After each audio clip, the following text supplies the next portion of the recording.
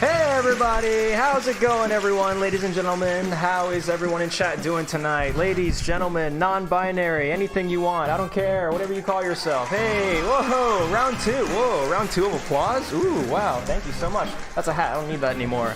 How's everybody in chat doing tonight? Whoa. Bum, bum, bum. Bum, bum. Can we get another round of applause? That was actually a lot of fun. Can we do that again? Woo, yeah. Etta, can I have your signature? No, you can't. I'm not handing out autographs. Everyone, I have a problem. Stop clapping. Stop. No. Stop clapping. Stop. Stop clapping. Stop clapping. I have a problem, chat. Oh, let me turn on my recording lights so that my brother doesn't come in and bother me. I have a significant problem. You may have noticed that Chatimus is not working. That's because I'm not streaming on Edit320 Live, which is the channel that all of my like widgets and doodaddies are all hooked up to. I'm streaming on normal Edit320, as you can imagine. Hi, everybody. So I don't quite know how. I was literally like in a panic trying to fix that while our delicious Pepsi Man was playing, but it doesn't seem like I'm smart enough to get this to work. Can I try something potential? I'm gonna try to bring chat into this, guys. Don't you worry. Can we do create new? Let's do YouTube chat. Nope. YouTube chat. Hi. And let's try to do that's the Team Fortress 2 window. We don't quite want that. That potentially. There it is. That looks like it. That looks about right. That looks about like chat. Let's get rid of that. Let's get rid of that. Let's do a bit of this. And let's bring you way up.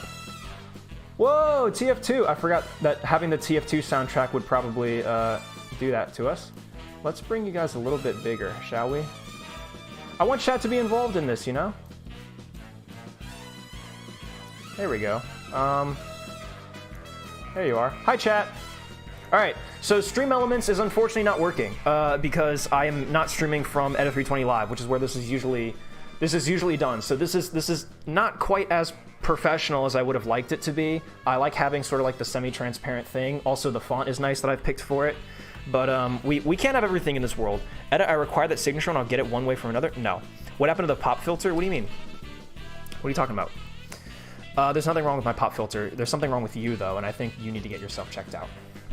Wow, 23 viewers. Holy shit, we got a lot of people coming tonight. How's everybody doing? I already said everybody's doing great.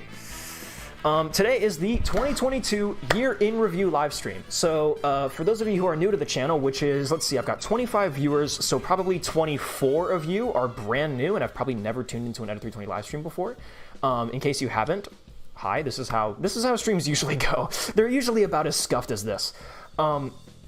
What is this 2022 year in review live stream? Well, it's something that I did last year. A 2021 year in review live stream. You can find the VOD on this channel if you go to the Edit320 and you go to live and you check on that. That was actually, I think it was one of the first streams I ever did for sure. It wasn't the first, but it was probably the last stream that I did before I started Edit320 live and decided I was going to do streaming on a separate channel from this one.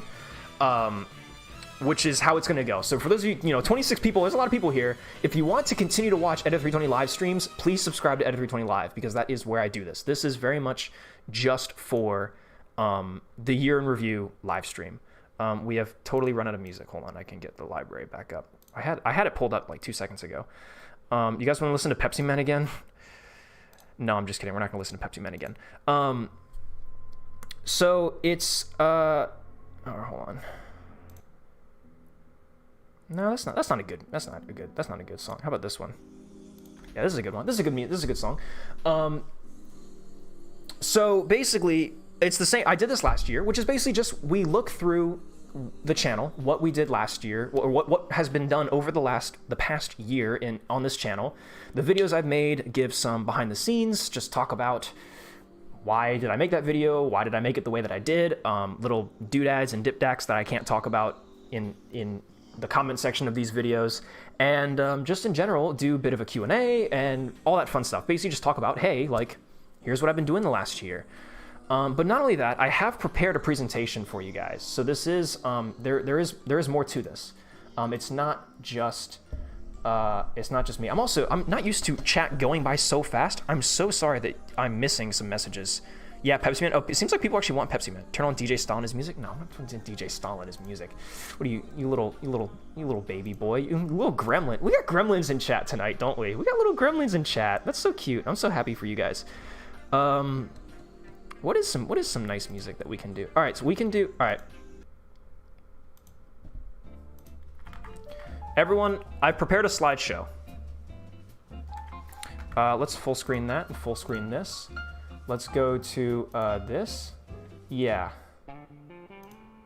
So basically, hi.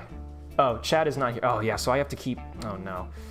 Hold on, friends. Let me add your widget in here. Let me add your stupid ass. God, you guys are just creating all sorts of problems. You guys are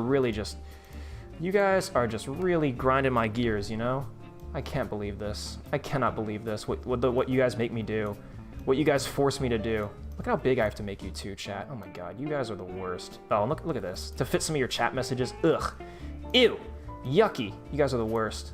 I'm just gonna make you really small and put you in the corner. you can't even read it. That's what you get, chat. Fuck you. Okay.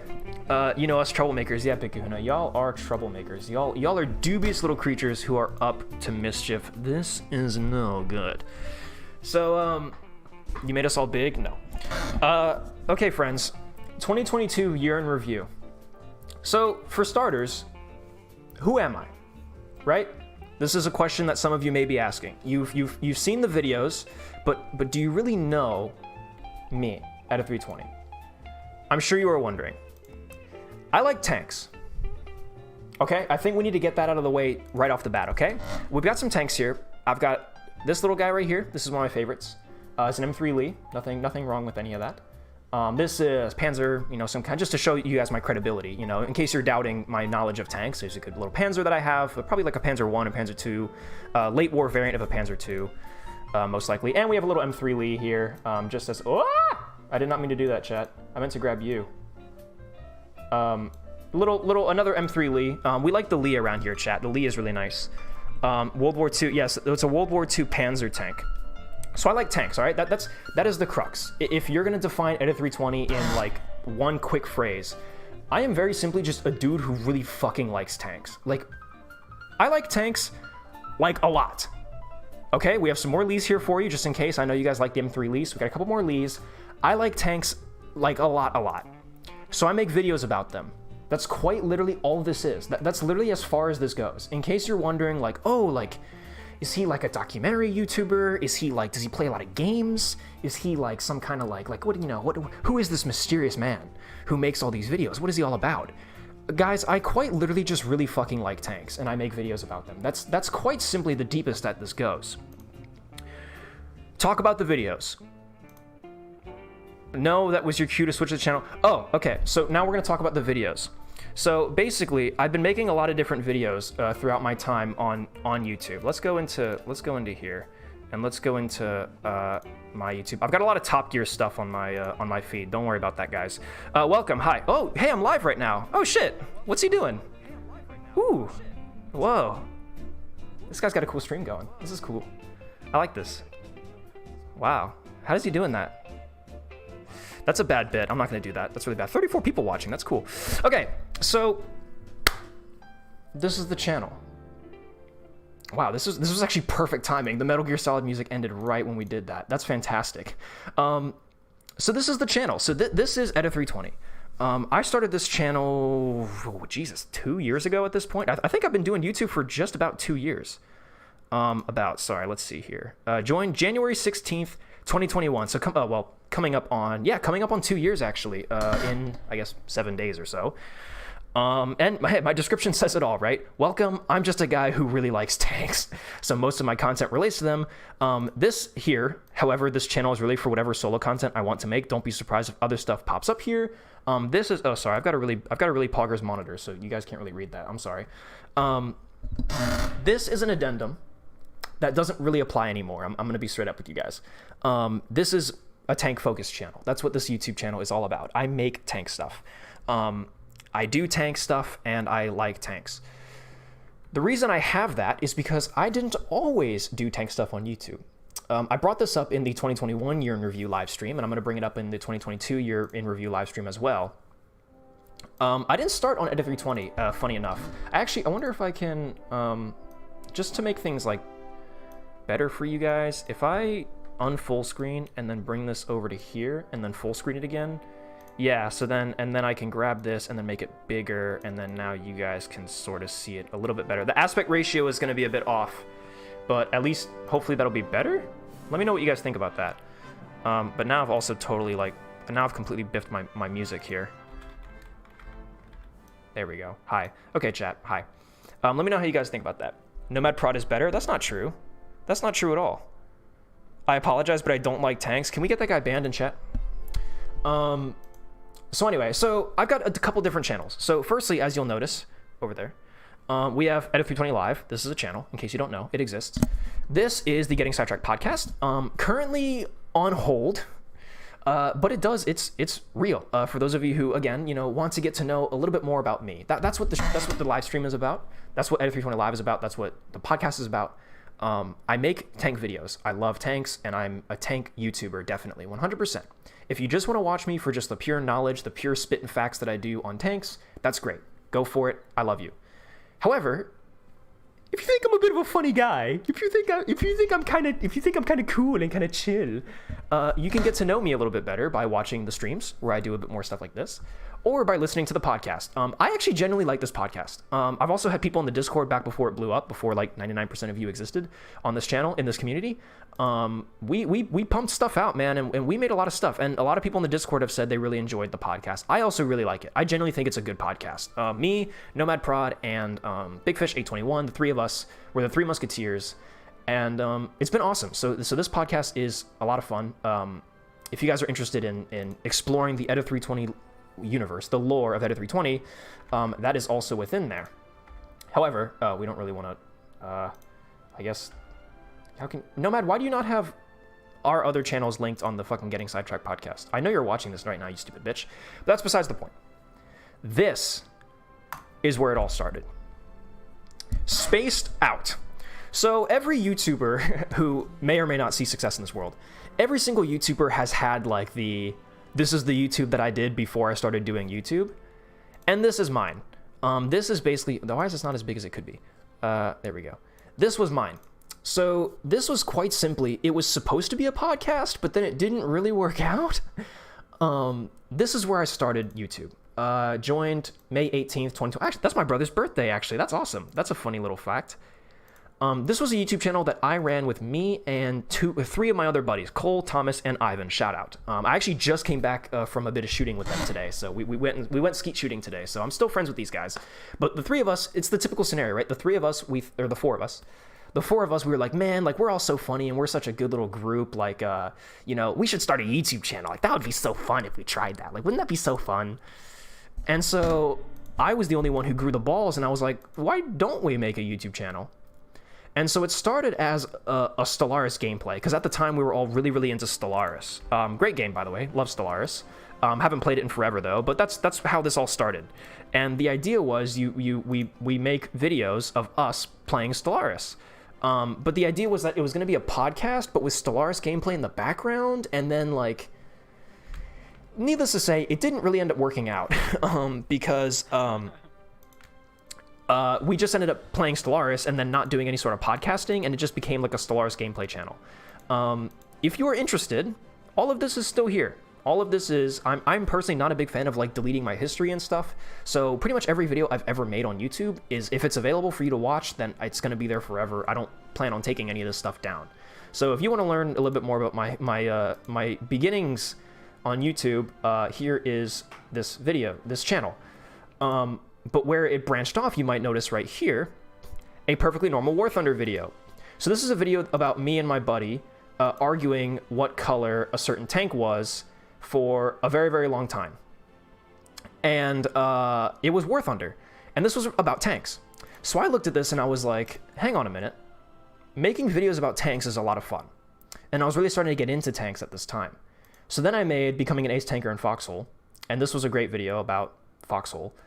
And basically going through my regiment that I had teamed up with, these guys called TSO, the Second Order. They're still a Foxhole regiment that exists to this day. They're awesome. I'm still in their Discord, and I really have been meaning for a long time to get back and do operations with them again, but it just hasn't come to fruition. I've been so busy.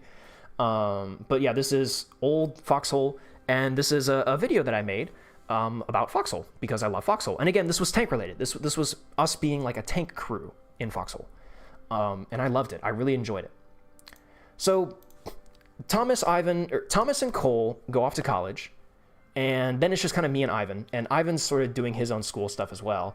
And so then it's basically just me. I didn't go to college, fun fact. So I'm just kind of sitting there thinking, well, I've picked up all these skills with editing softwares, doing YouTube and all this fun stuff.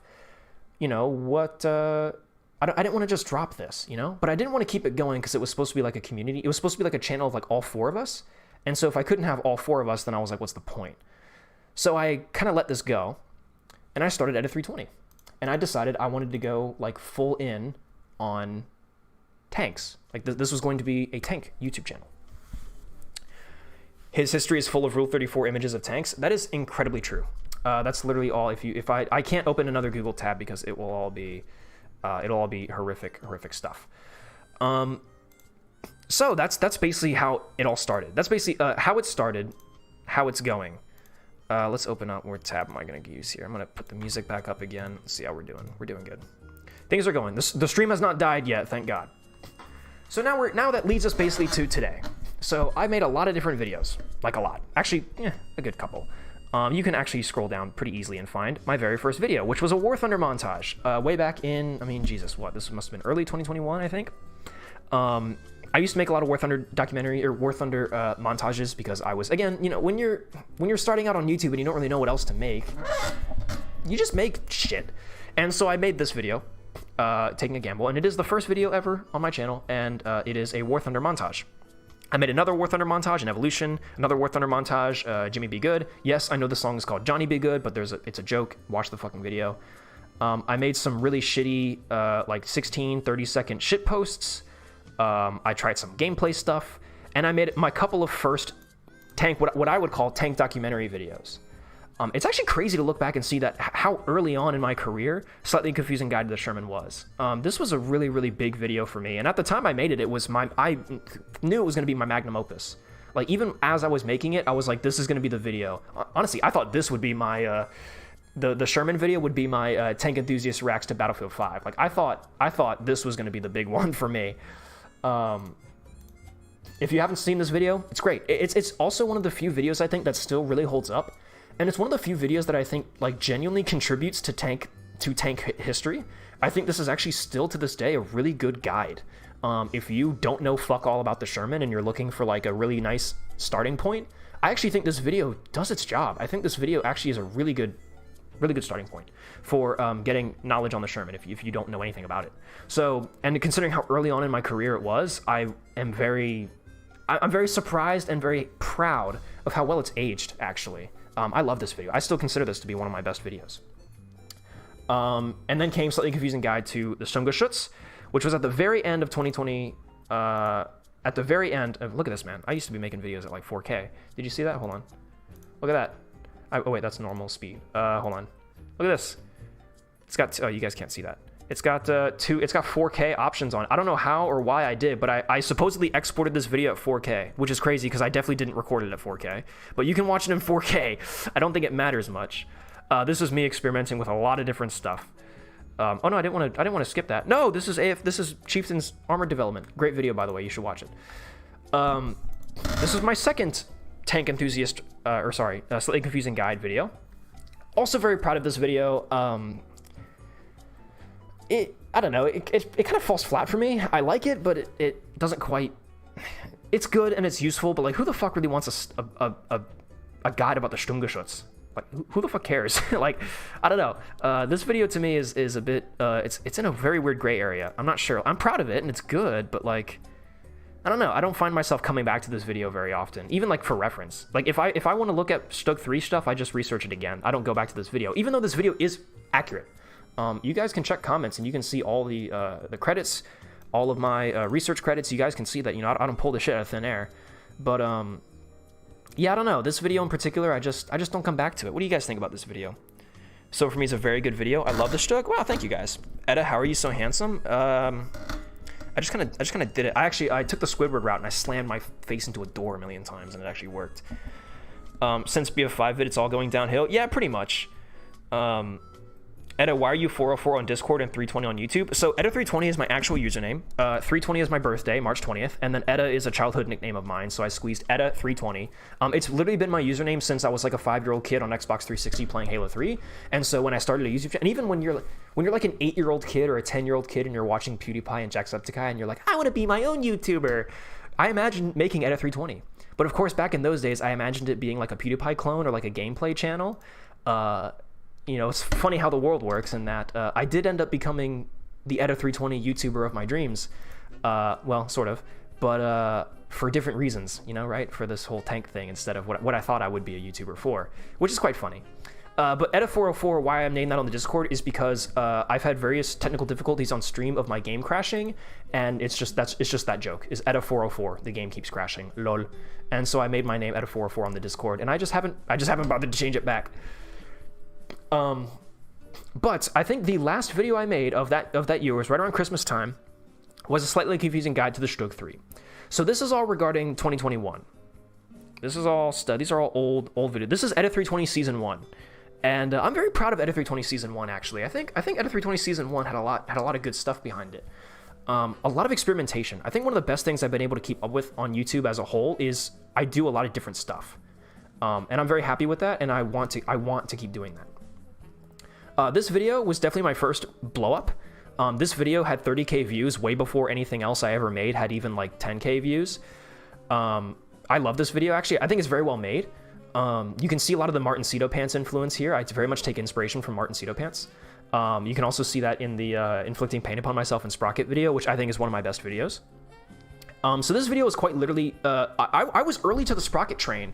This is 2021. I know, we're going to get to 2022, I promise. You'll find that I ramble. I tend to ramble, okay? I'm sorry. But rambling is a great quality for both a streamer/YouTuber and for a historian, or history enthusiast. So I ramble a lot, but it does me good. This video, I caught on to Sprocket very early. I think I was on like r/cursed tanks or something on Reddit, and somebody posted like a screenshot of a tank that Hamish had made in like one of the first versions of Sprocket ever. And I saw that screenshot and I was like, wait a minute, is this a game where you can design your own tanks? And I looked into it instantly. I joined Hamish's Discord, I joined the Sprocket Discord, I looked up, so at that time actually, at the time I got into Sprocket, the only way you could get to his Discord was to find him on Twitter, because he had a Twitter at the time, and the Twitter was the only way he was promoting Sprocket. That's literally all Hamish had, was just the Twitter. And so I found that screenshot on Reddit, and then they had a link, or they like, oh, go to his Twitter and you can find more about the game. I went to his Twitter, which is like the first and only time I've ever used Twitter, was to track down Hamish and get into his Discord. And I loved this game. I saw the potential in Sprocket. I was into it day one. Here I am on the Sprocket Discord.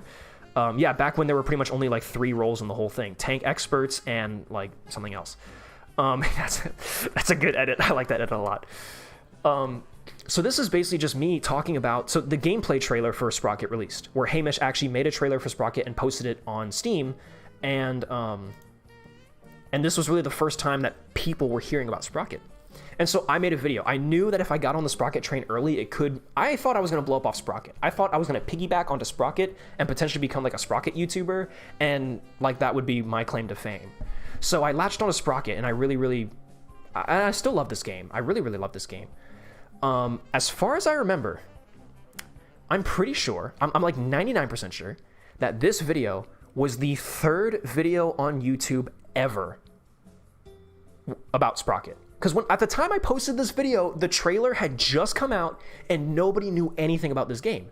When I made this video, I specifically, after I posted it, I went back onto YouTube and searched up like Sprocket game, and it was me and 2 other videos. Like I got on the train early on Sprocket. And naturally, this video it's got 36k views now. I'll tell you that it's been sitting at 30k views for a long time. Actually, if I go to the analytics, I can probably look at the views over the course of since Yeah, since published, I guess. Is that really it? Really? Hold on. By... Yeah, views. Huh. Well, oh, actually, wait, yeah, the graph is showing exactly what I want. Sorry. So, yes, so the video came out and had, like decent to medium views, and then, boom, it skyrocketed right here. All the way up to 30K. So this video got 30K views. I think I must have had like 200 subs or some shit at this time. I must have had 2, 3, 4, maybe 500 subs, maybe 800 subs. I could be wrong. I've got this all documented. I've got screenshots of everything. And bam, this got like 30K views. And I was like, holy shit, I did it. I'm a YouTuber. I'm famous. Here we go, guys. And as you can see, it has sat at just about 30K for a long time. Pretty much the entirety of it's existed. So for a long time, this was a 30K view video. And then all my other videos had like less than 1,000 views. Like this was my one like blowout. And I was like, well, great. I guess it wasn't meant to be.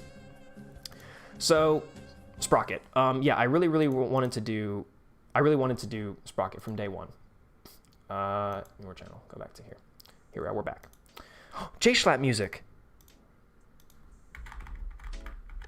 Hello, everybody. My name is Markiplier. Guys, it's the J-Schlatt music. Too bad my PC can't run Sprocky. Yeah, man, that sucks. Sadly, you're known as the Battlefield 5 guy, and that's not even good at it. I am okay at Sprocket. Fuck you. The Sprocket vid is how I met this funny guy. Yeah, so I think a lot of the a lot of the OGs probably came here through the Sprocket video. A lot of the, actually, yeah, interestingly, a lot of you new guys probably know me as Tank Enthusiast Reacts to Battlefield 5. But a lot of the OG members of my Discord and my community know me as like the Sprocket guy, weirdly enough, because I made a good couple videos on Sprocket. I did the Teabag Challenge, channeling the spirit of Walter J. Christie in Sprocket. That was a good video. It was kind of okay. The compression on it was terrible. I had not figured out my editing settings quite yet, or my recording settings. Inflicting pain upon myself in Sprocket. I still think this is one of my best videos. If I had to do like top 5 Edit 320 videos ever, I love this video so very much, and I think you guys should watch it because it's great. I think this video deserves more attention than it has. And you can see, yeah, look, you know, not long after 1,000 subs special. I love this. I love this, that I have a 30 sub special and then 1,000 sub special within like, I mean, within a couple months of each other, I think like 2 months, maybe. I love that. I love that will forever be immortalized in my channel's history. I went from 30 to 1,000 in like, you know, a month or two, whatever it was. But I kept trucking on it. Right after Sprocket, I instantly biffed, like I went in on the grind, and I instantly bopped out solving the mystery of the EZ8, which I personally don't like this video. I'll be straight up. I know a lot of people do. A lot of people in the Discord will tell me that they loved this video and they thought it was great. I just don't like this video, man. It just rubs me the wrong way. I just don't like it. It just, nothing happens. Nothing happens. We blubber around for a little bit. I do an interview with Nomad Prod, and then at the very end I go, oh wait, the Chieftain explained this already, and then I just show you a clip of a Chieftain video, and then he explains it. Like, that's... This video has made no impact on the tank enthusiast genre or any sort of... If anybody actually watched this video and genuinely learned something, I'm surprised. I'm shocked, because I don't think this video... I don't really like this video. Whoa. Oh. Sorry guys, that's Zelda and chill. See, this is good, but this is gonna go for the next like 6 hours, and we don't necessarily want that.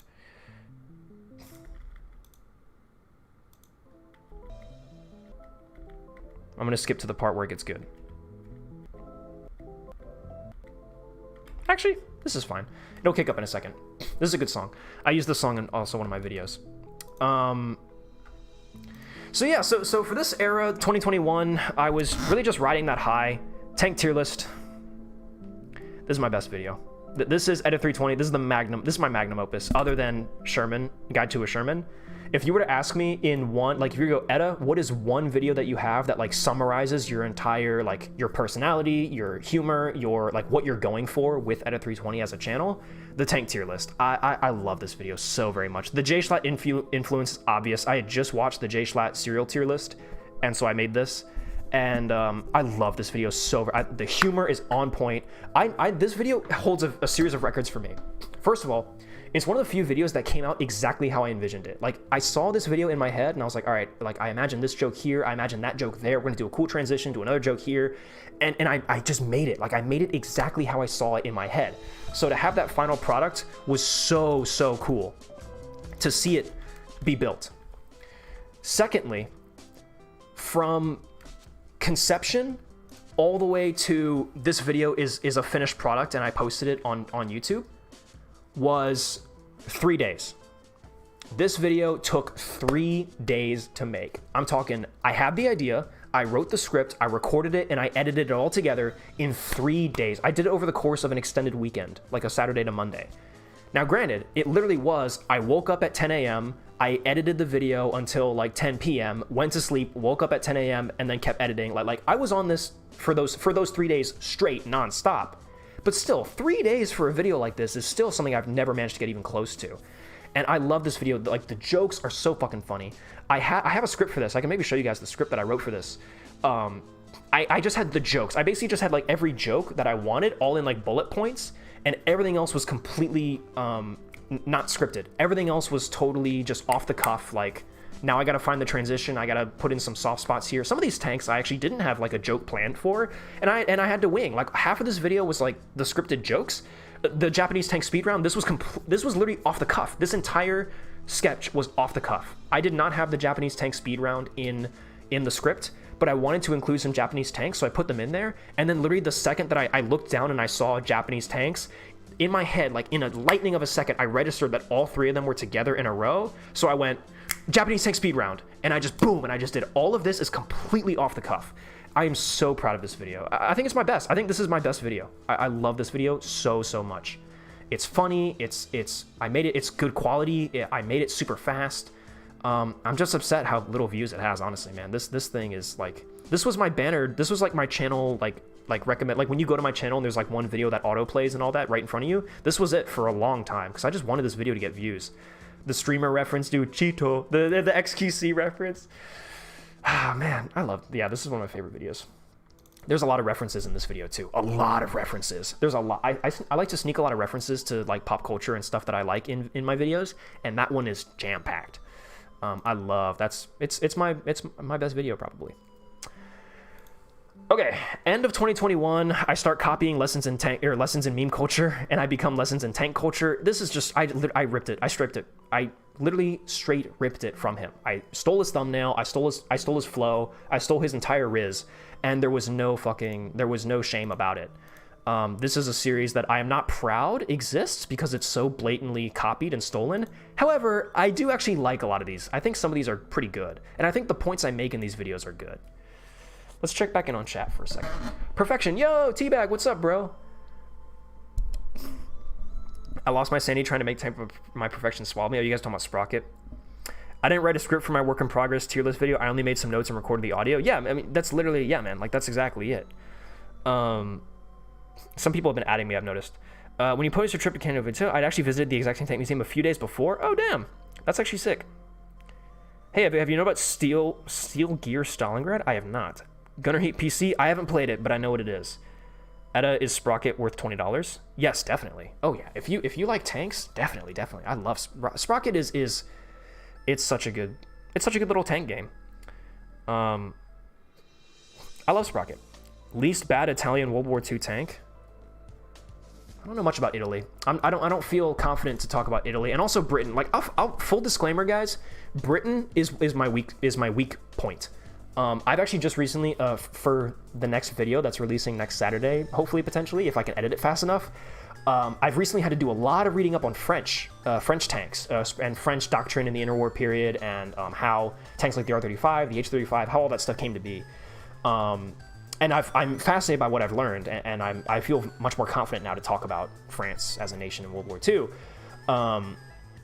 But for some reason, Britain is still my kryptonite. I can't do it, man. I don't know why, but British tanks, I just don't understand. I just haven't like taken the time to sit down and learn and study British tanks. You should look for it. It's a good little simulator. That's cool. Hi, mate. Opinions on the Churchill? It's an okay tank. Again, Britain is my kryptonite. I think it looks cool. I love the look of British tanks, and I always end up accidentally making British tanks. If you guys notice, I participated in a round of Teabag. Actually, pre-bag. If you go to Teabag's channel and you find the World War I Teabag that he did, pre-bag, I participated in that round. And I made what did I call it? The Centaur. And it's basically just a Churchill, but in World War I. And I still think it's the best tank I've ever made in Sprocket. I love that little tank. It's great. So where do we start? So we start 2022 with Lessons in Tank Culture on the T-34.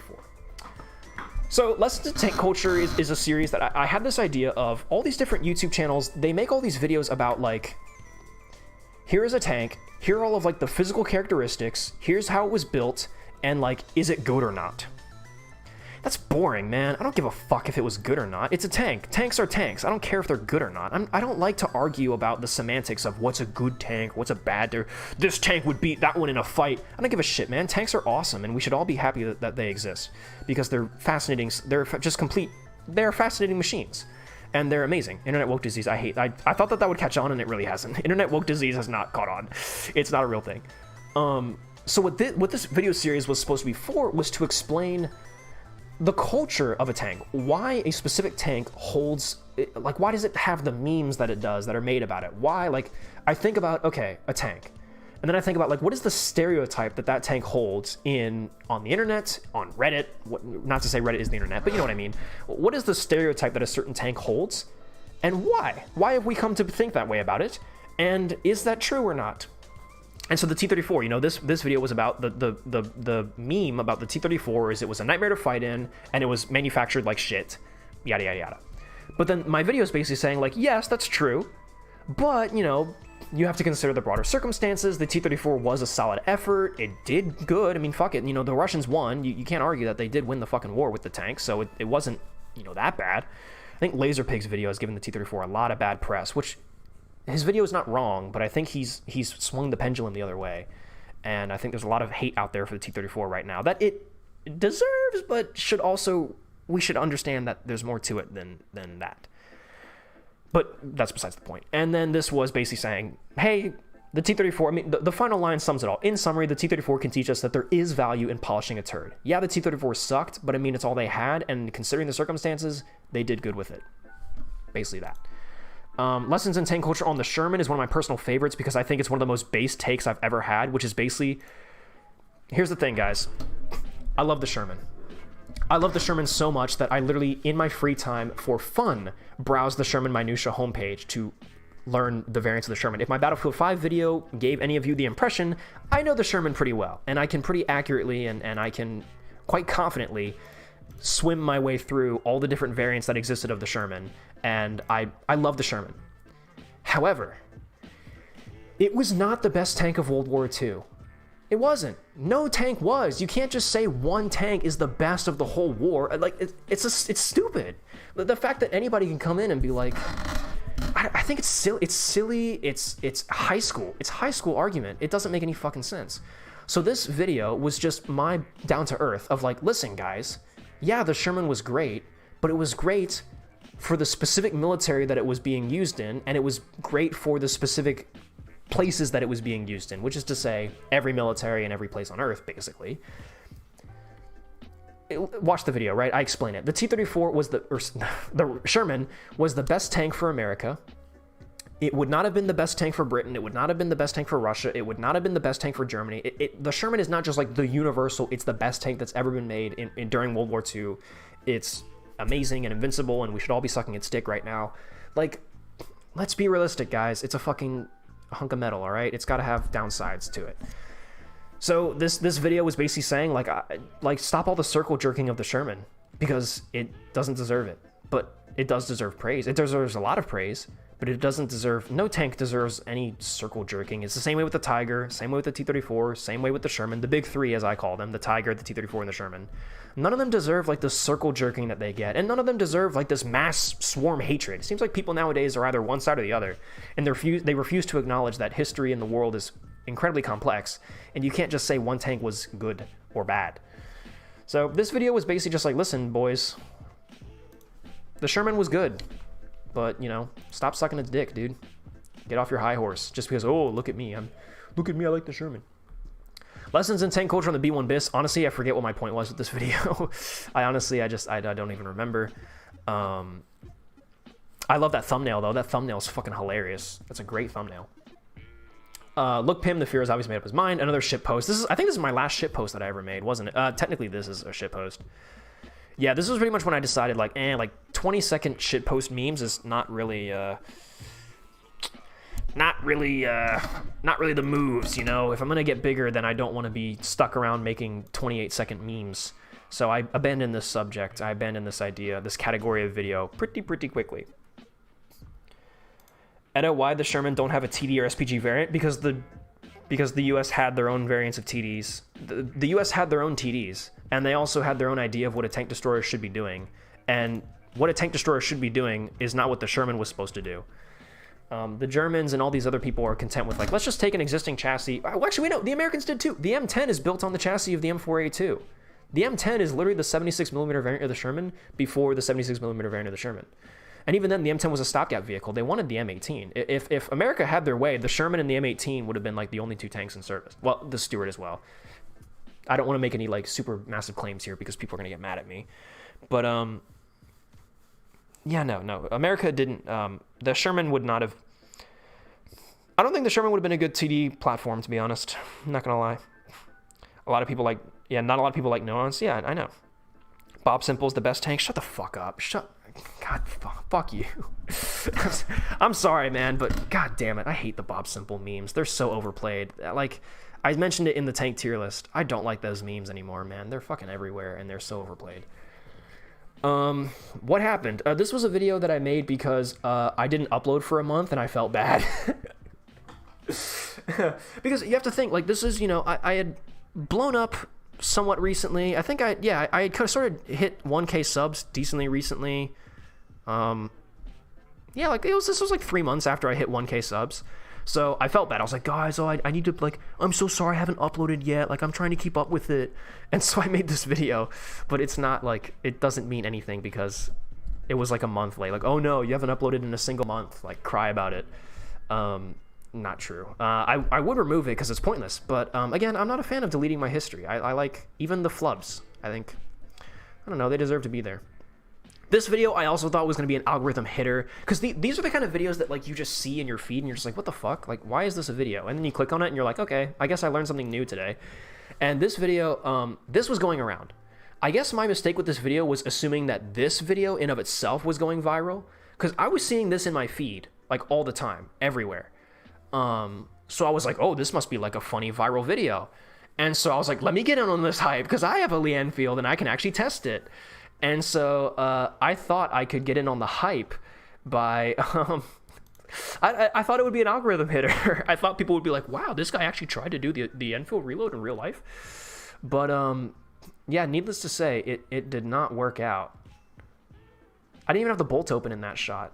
And the whole joke is that I can't do it, right? Like, the whole meme is that I can't do it. I tried to replicate it as best I could, but yeah, I had ejection issues. I had, she's an old girl, man. She's an old rifle. She doesn't always eject the best. Yeah, I was working on this for a good while. Actually, no, this was filmed in like an afternoon. It's funny, but I don't. Again, this was a big miss. This video was a big miss, a big swing and a big miss. Yeah, I really haven't done like much in 2022. Now that I'm really looking at it. I bought a gun. So this is actually, fun fact, this is my face reveal. I had never shown my face up to this point. I had shown my face on, actually that's not true. I had done the live stream where I did a Sprocket live stream, and that was like technically my face reveal. I had plans to like milk a face reveal, but then like I don't know, I just didn't want to. It just didn't really, I just didn't feel like I needed to. It was during this stream. Yeah, here it is. I think this is my first face cam. This is with my old webcam. I think, yeah, it was right around here. Wonder if we can listen in on this. I'm talking about my, oh, this is the Centaur. This is my basically version of a Churchill that I made. And I'm gonna bring me back. I'm way over here. Oh wait. Wait, no, that wasn't face reveal then. Where was it? It must have been, it was this stream, I'm pretty sure, where I was just like, oh yeah, by the way, I'm just going to casually reveal my face. Was it here? Can't be real. That can't be right. That doesn't sound right at all. Yeah, here it is. Wait, that's it, I think. I think this is it. What? Yeah. But fuck it, I don't really care.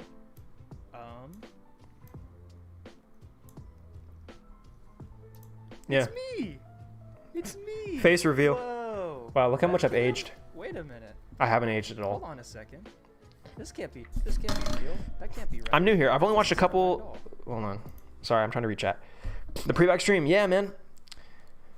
Wasn't the first face reveal when you did the Kobe R35? No, I did that after this, I'm pretty sure. That's actually a good point. I don't think so. I'm not sure. I'm new here. I've only watched a couple of your year-old Sprocket videos, and I haven't taken a look at your channel basically at all, but I watched you a lot. Thanks, bro. Appreciate it. Edda, you're the only YouTuber who can bring joy to my days. Thanks for that. Thank you. That's very kind of you to say. I'm not sure how, because I make videos about tanks, but question, what's your opinion on Hungarian tanks? The Toldi is based as fuck. They should have made more of them. Not even Israel tried to make a TD Sherman that says something. Yeah, for all the praise that the Sherman gets, I don't think it would have made a good tank destroyer. Hi, Edda320. I want to hear your opinion on the British AA tank in Battlefield 5. I mean the one with the Valentine chassis and the Crusader AA Mark 1's turret. I think it looks cursed. It is cursed. Fun fact, British tanks are such a big weak point for me that I literally didn't know that was a fake tank. I thought that a Valentine with an AA turret, it seemed logical. Like, yeah, sure, why not? I knew that the Crusader AA existed. So I was like, okay, Valentine AA, that makes sense. And I recorded myself talking about the Valentine AA being like, yep, this is a tank, and looks pretty interesting, and then kind of skipping over. It's one of the reasons why I cut it, is because it was just like a short, I didn't have much to say about it, because I didn't know that much about it. And thank God I cut it out, because I got so many comments being like, that Valentine AA is so cursed, that tank didn't actually exist, and I was like, oh fuck, it didn't exist, it's not real. So that was I dodged a huge bullet for that, because yeah, man, British tanks, I don't know why, man, they're my fucking kryptonite. I can't fucking do it. That's not to say that I made the Battlefield 5 video without knowing what I was talking about, but British tanks in particular, I sort of like had to like skirt my way through, and it's why it was one of the shorter segments, is because and the Japanese tanks as well. I only really talked about the Chiha because that's all I really know about is the Chiha. I did research on it afterwards, particularly the Ka-Mi. That's a really interesting, really early example of an amphibious tank, and it's actually a pretty interesting one to read about. But I didn't include it in the video. I had to cut a lot out of that video. Yeah, but back to this. Yeah, so that was my face reveal on that other stream. But this is... But we're just gonna fucking go. Oh, I stole a Top Gear intro. This was basically my first ever... Look at this camera, dude. This camera's so bad. This is my old camera. My hair... my hair looks... I look hot in this. What the fuck? My hair. It's like that perfect mixture of like made, but also like really like kind of fucked up, you know? Kind of like I woke up like this vibes. Damn, I am pretty hot. Also, a funny joke that I did here. Listen to this, guys. Can you pay attention to what I do? This is how subtle a lot of my references are in a lot of these videos. I have been getting into Ian McCullum, Jonathan Ferguson, a bit of Brandon Herrera and Garand Thumb. Garand Thumb. So there's actually a joke hidden in there somewhere. So I say Brandon Herrera. I say Brandon Herrera, and he's holding an M1 Garand. And then I say Garand Thumb, and he's holding an AK. I specifically had to track down a Brandon Herrera video where he reviewed the Garand, and I specifically went back to the freezing rifle test to find a shot of Garand Thumb holding an AK, specifically so I could do that. The effort I put into these videos, it's way too much for what I get out of it. For 648 views, it was not worth it. This is basically me talking about me getting my rifle and me showing you guys me shooting the rifle for the first time. This was actually the first and still to this day the only time I have shot that rifle. I still have ammo for it. I still got some 303. It's in my ammo box somewhere. I could go shooting with it, but I just haven't yet quite, which is weirdly enough. This is part 2. This is my own like really scuffed version of Forgotten Weapons. I don't recommend you watch this video. It's garbage. Seriously don't touch that video. And also, in case you're wondering why part 2 is showing up before part 1, it's because I literally uploaded part 2 by accident first. Like, these were supposed to come out like a week apart from each other, but I uploaded part 2 on accident first because I had them both ready at the same time, and I fucked up with the scheduling and I accidentally uploaded part 2 first. And so that's why that will forever be immortalized. But 2022 was a big year for 2 major reasons. Firstly, the start of Tank Enthusiast Reacts. With the Rhino tank. I personally think my Tank Enthusiast Reacts to the Scorpion is way better than my Tank Enthusiast Reacts to the Rhino, personally because this has my old camera in it, and I hate my old camera. The FPS is so bad, the picture quality is so bad.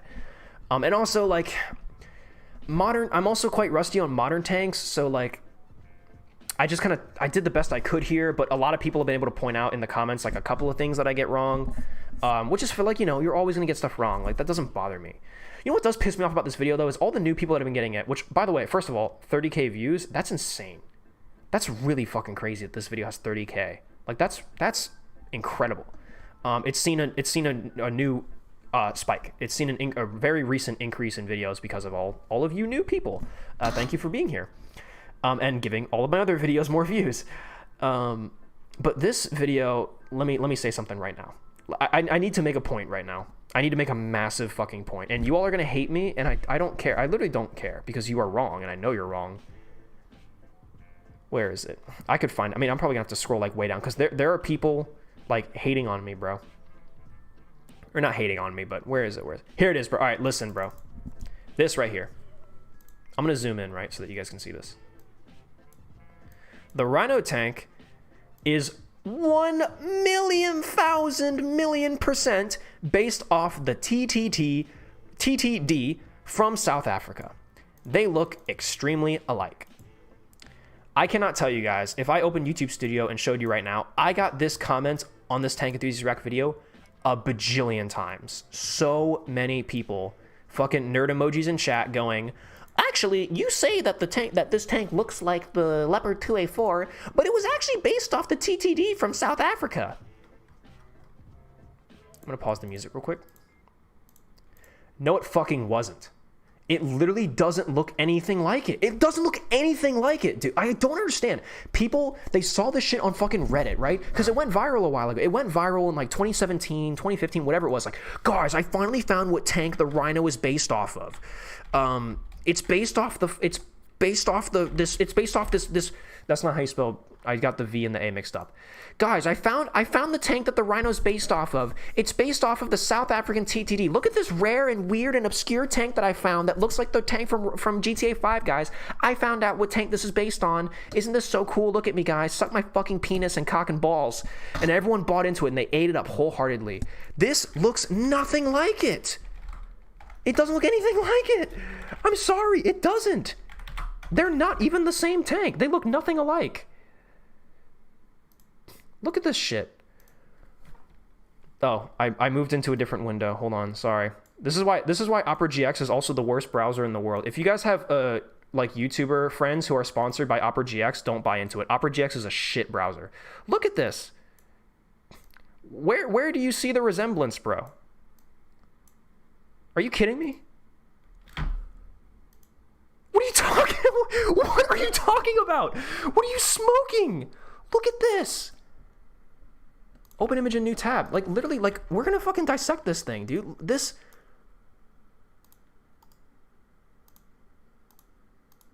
Like my brother in Christ. There's nothing here. There's nothing here. What are you standing on? Look at this, right? The gunner's vein sight. Look at this sight, right? You see how the gunner's sight? You see how the gunner's sight is protruding out of the front face of the turret, the right cheek of the turret? Where? Flat. Completely flat cheeks, all right? You see how it quite clearly has the driver periscopes in the middle, so the driver's supposed to sit in the middle? Bruh. Literally not even in the middle. You see how the hull has like this like extended like biffed out fenders? Bruh. Where? You see how this tank has headlights? My brother in Christ. Point to me the headlights on this tank. Where are they? They're not there. There's no headlights. You see how the mudguards here have like the lines on them on the front? Where is it? I don't understand where people get this. They saw it on Reddit and they think, I'm cool because I found this Reddit post that says that the South African TD is the tank from Rhino. It's not.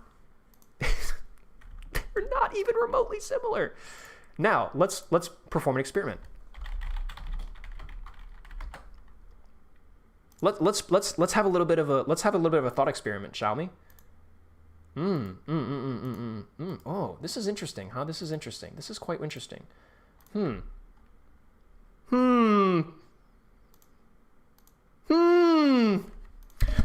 That's quite weird, isn't it?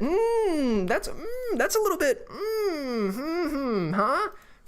Now, admittedly, this also has a lopsided driver. Fair enough. But come on, like the turret, man. Like the turret screams Leopard 2A4. It screams it, shouting it from the rooftops. And the 50 on the roof, what's chat saying? What is chat saying? Chat, if you squint, you can see it? No. I have Opera GX. For me, it's enough. It sucks. That comment is definitely a War Thunder player. Yeah. I found your channel a few days ago and watched a ton of old bits. Thank you. While watching the stream, I'm currently reading about the T43 Toldi, which is just an attempt to give the Toldi hull a Pak 40 anti-tank gun based. The cheeks look quite the same to me. No, you're delusional. You are delusional. Me using an iPad, you are delusional. The TDD have headlights that flip out. I don't really give a fuck, actually. It looks like the Leopard 2A4. It is. Doesn't have to go into the tracks. It also doesn't. Why is the TDD so ugly? Because it's literally a fucking prototype. It's not real. This tank isn't real. This tank doesn't actually exist, guys. It's a fucking it's a technology demonstrator. I'll give you the hull shape. Like, I will say that the Rhino does have more, like, it's got like this flat glacis plate, front glacis, that this tank does also have. That the Leopard, the Leopard has it. You know what? Never mind. No, this tank, it's a fucking Leopard, dude. I don't get why anybody. I'm sorry, guys, but like, you're just stupid if you think it looks like a TDD. You thought you were cool because you'd found it on Reddit and you think you're funny. You're not. I'm sorry, that got really heated, but there were so many comments on that, and I was like, dude, like, it's just not. It's just not. So anyway, this video kind of sucks, actually. I don't like it that much. Let's take a look at the Centurion. Great edit for that sprocket thing right there. That's a fantastic edit. I love it a lot. But this was an okay video. Tank of the Rex to the Scorpion from Halo Reach. This was a video partly inspired by Spookston. And actually, I took a bit of inspiration from Spookston also for the War Thunder montages. Spookston used to do War Thunder montages, for those of you who don't know. And I was always really fascinated by Spookston's ability to take like the entire history of a tank and just condense it down into like a 5-minute quick video. I don't really watch Spookston like at all anymore. I know we've got some Spookston haters in chat. Yeah, Sot Tour. I know Green probably. We got some Spookston haters in chat. I don't hate him. I'm not a fan of him anymore either, though. So he's pretty neutral for me. But I used to take inspiration from him, and he did a video series reacting to various video game tanks, including the Scorpion. So this was partly based on him, and I gave him credit at the beginning of the video. At the opening of the video, I like gave him his due credit. I told him like, yep, this video is basically borrowed off of him. This video, I wasn't quite intending on copying the Jonathan Ferguson Firearms Enthusiast Reacts format quite yet. I honestly thought I was copying Spookson more so doing this video than I was any other ones. Also, this was the debut of my brand new camera that I got when I bought this new webcam. This was the first video I ever did where I actually got a chance to use it. And the video quality looks terrible. The export settings were god-awful. That's something I've wrestled with my export settings for years, man. It's been years. I've only been doing YouTube for 2 years, but whatever. But this is the big one, right? We're coming up. The Canada vlog. And hold on, guys, because I just, like... For those of you who haven't seen this, because most of you probably haven't. Right, just start recording, see where the night takes me. That's, fun fact, that is how I start all of my videos. It's the hardest part for me of doing anything is starting. The hardest part of making a video is to sit my ass down and record the damn thing, because I always feel like I have to have some sort of intro. I have to have some sort of, like, I just, like...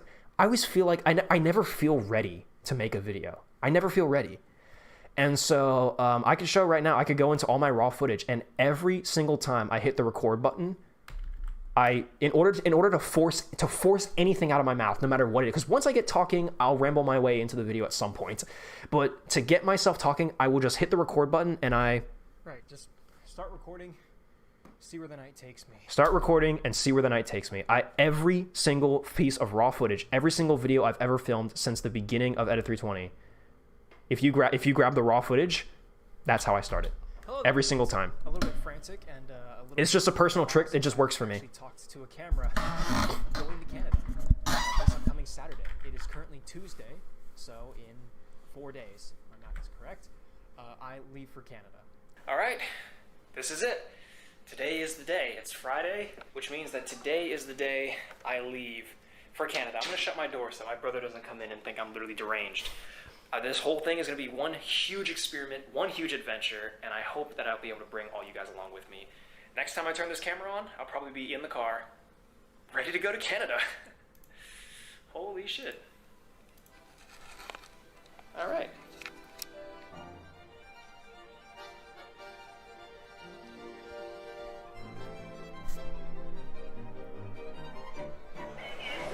Is that a Nomad? Hi, I'm drunk. Hi, drunk. I'm Dad. Paul was hell-bent on me getting a poutine, trying a real Canadian poutine. What are you gonna get? And I was like, bro, I can't read the menu. It's in French. I love this video. This is so...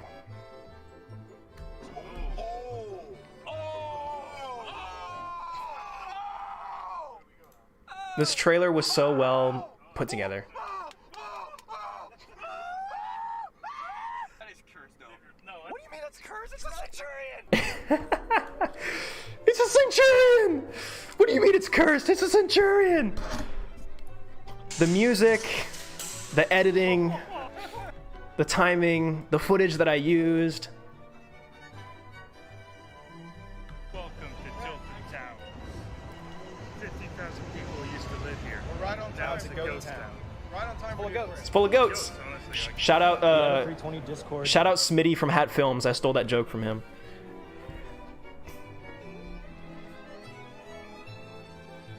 Rainforest Cafe. Half of this stuff hasn't even been released yet. That was so much fun. Gamer Niagara Falls. Gamer Niagara Falls, dude, it's real. It was. Gamer Niagara Falls is real. Y'all be thinking it's not real, but it is. My first ever roller coaster. Model kit. 7CP, my beloved. Mom, Big Fish is slamming the doors again. Stop. Yeah, he is, Mom. Stop. Yeah, he is. Stop. I heard it. Stop. She's gonna hear. No, Mom. Mom. You can hit me back. It's fine. It's fine. No, Mom. Mom.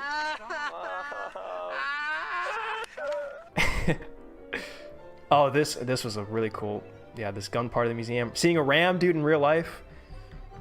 Oh yeah, we didn't expect the Italian tanks. This was a highlight. I got to turn the turret of a Wirbelwind, bro.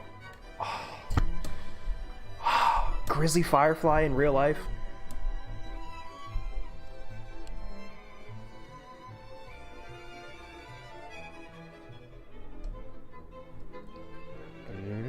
As I take the sip, like the as I take a sip.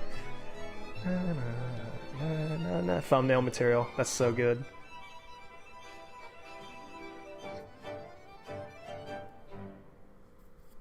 I love this video. There's a little like funny segment at the end, but so this was the trailer for the official Edit 320 Canada vlog, which as of this moment only has 2 videos out, part 1 and part 2.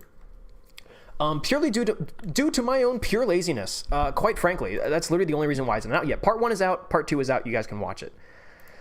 This was an incredible adventure. Quite literally, like it's exactly as it seems. This was probably the coolest thing I've ever done in my entire life. To this day, I really love what I did here. Hold on, I'm trying to find some more music for stream. I guess we'll do this. Is this a good video? Yeah, this is fine.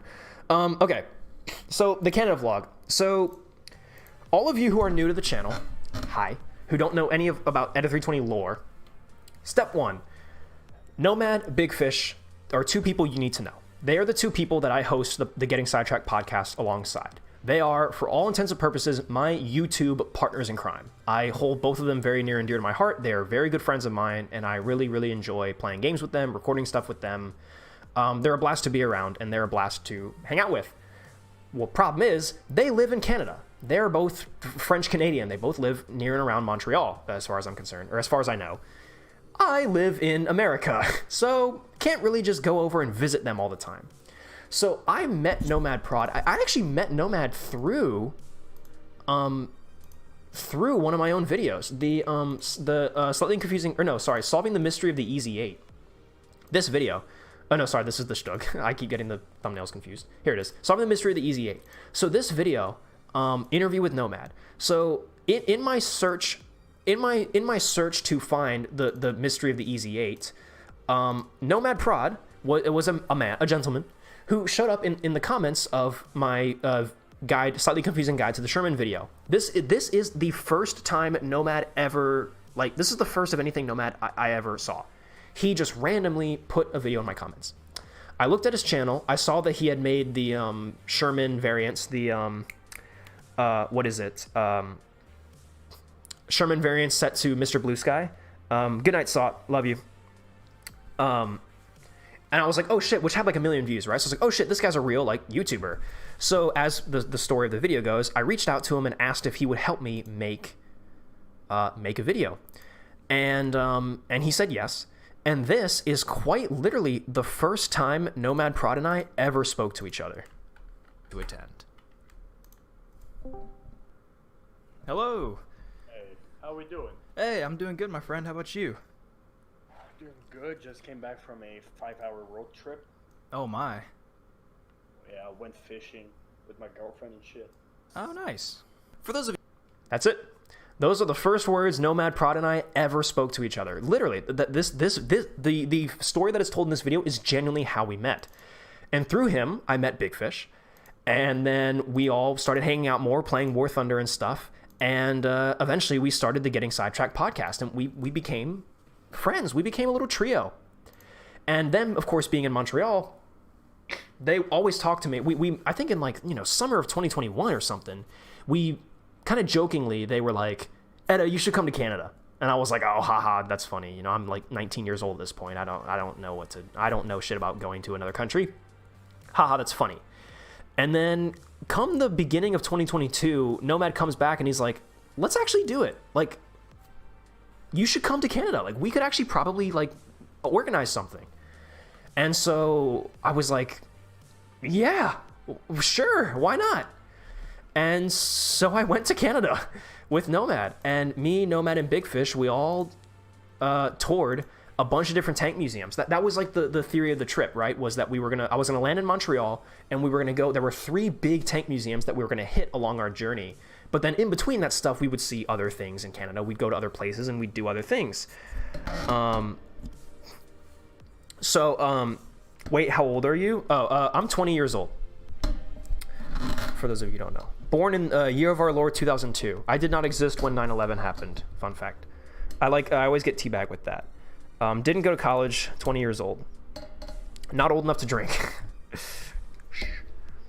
Can't legally drink yet? No, I can't. But in Canada, that was my loop. Was in Canada, the drinking age is like what, 18 or 19, and for the official record, of course, again, at the time of this recording, I was 20. Actually, I was pretty freshly 20 at the time of this recording. And I guess that does mention that if I've been doing YouTube for 2 years, yes. So if you go back and you watch like Edda 320 original video, actually slightly confusing guide to the Sherman, I made that video when I was 18. I don't know, just how it was. Anyway, so never drank before, right, guys? We were drinking like some like Japanese beer earlier that would have like some spice to it. I would compare this for American viewers. I would compare this much more to like a natural ice maybe or a Busch. It's very watered down, but the alcohol content is 3%. So this is a guy who's never had alcohol before in his life because he's underaged and would never drink, has never definitely drank ever in his entire life. Because of course, why would he? Where's some other great evidence to suggest that I've never drank anything before in my entire life? The whole point of an onion is that it makes you fucking cry when you eat it. That's a good thing. That is, I stand by that. Okay, man, cheers.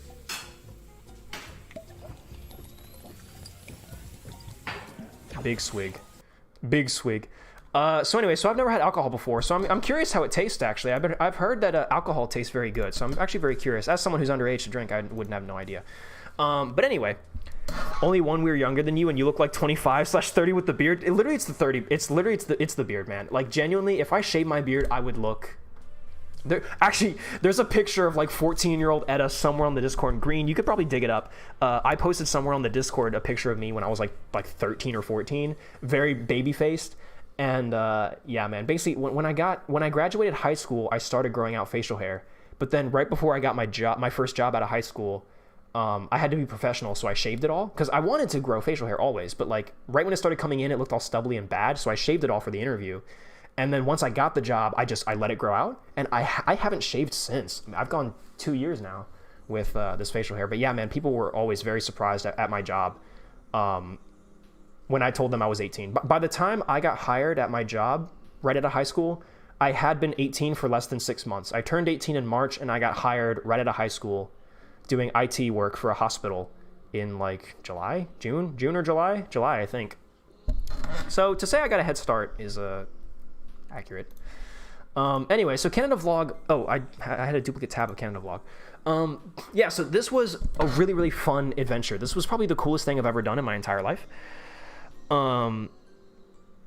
Minus looking your DMs, you got the pic. Oh, you have it? I thought you were 27 to 30-ish. Wow. Okay. Or, you know what? Now I feel offended. Most people guess I'm like 24, but goddamn, fuck, 27 to 30. Come on now. Me showing German kids my intact liver. Yeah, it doesn't taste good. You're all fooling yourselves. No, you get the right mixers. I'm sure it tastes fine. Yeah, here it is. Minus has the. This was 14-year-old Etta, I think. Now, to be fair, my chin has come in. So if I did shave, I wouldn't be quite this soy boy. But yeah, this is me without a beard at ripe old age of 13, 12 maybe, 12 to 14. I think I was in middle school at this time. I still have that hat, by the way, actually. Wait a minute. Ah! You get to stare at me. I still have that hat. It's significantly pinker now than it was back then. This picture must have been taken in, what, if I was 12, so what, 2014 maybe? 2014, 2013? He has fetal alcohol syndrome at 12. Doesn't even look like you? Yeah. No, it's definitely me. Actually, I have also grown my hair out a lot since then. I used to have really, really short hair. Really short hair, actually. Actually, hold on. Hey, you guys want to go through like some old pictures of me? That's another hat that I'm throwing over there. I have on my computer, I've got like memories and photos and stuff. But so Canada Vlog is the coolest thing I've ever done. I'm still really working on trying to get that released. I'm hell-bent, or I'm torn because I want to get other projects out. No offense, but projects that are going to get views. Like the Canada Vlog probably won't do very well, but I am very like hell-bent on don't dox yourself. I won't, trust me. Trust me. I've learned my lesson about that. Don't you worry, my friend. That's the perks of living in the hustle and bustle of a big city. Yeah, I want to get Canada Vlog out there, but I just like, I don't know. It's been very on and off, and I'm not sure if I should commit to it yet, or if I should stick with some other stuff.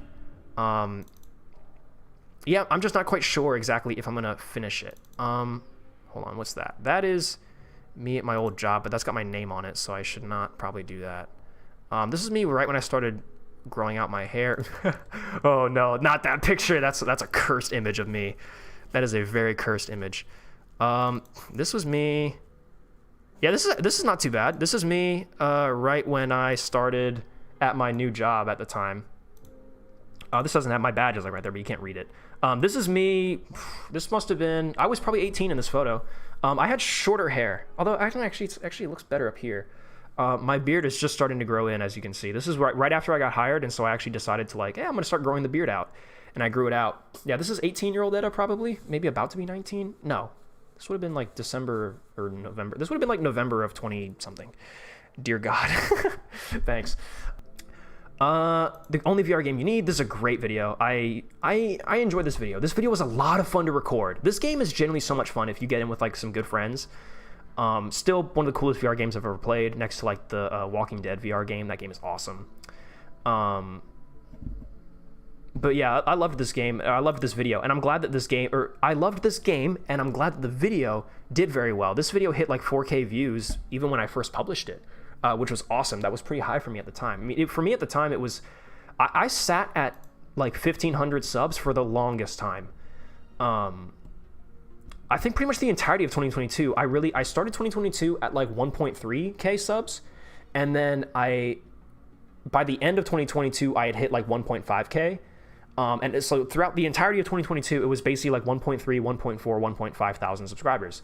So this video got like 4K views within the first week or whatever, and that was amazing. And I was very happy about that. And I was like, cool, this is a great video. It's doing well. Episode 2, the Canada vlog. This was us going to the first tank museum that we went to. This guy's a fucking Chad, dude. This guy is so awesome. Bill, shout out Bill from the tank museum from the Oshawa, have a perfect pour the Ontario Regiment Museum.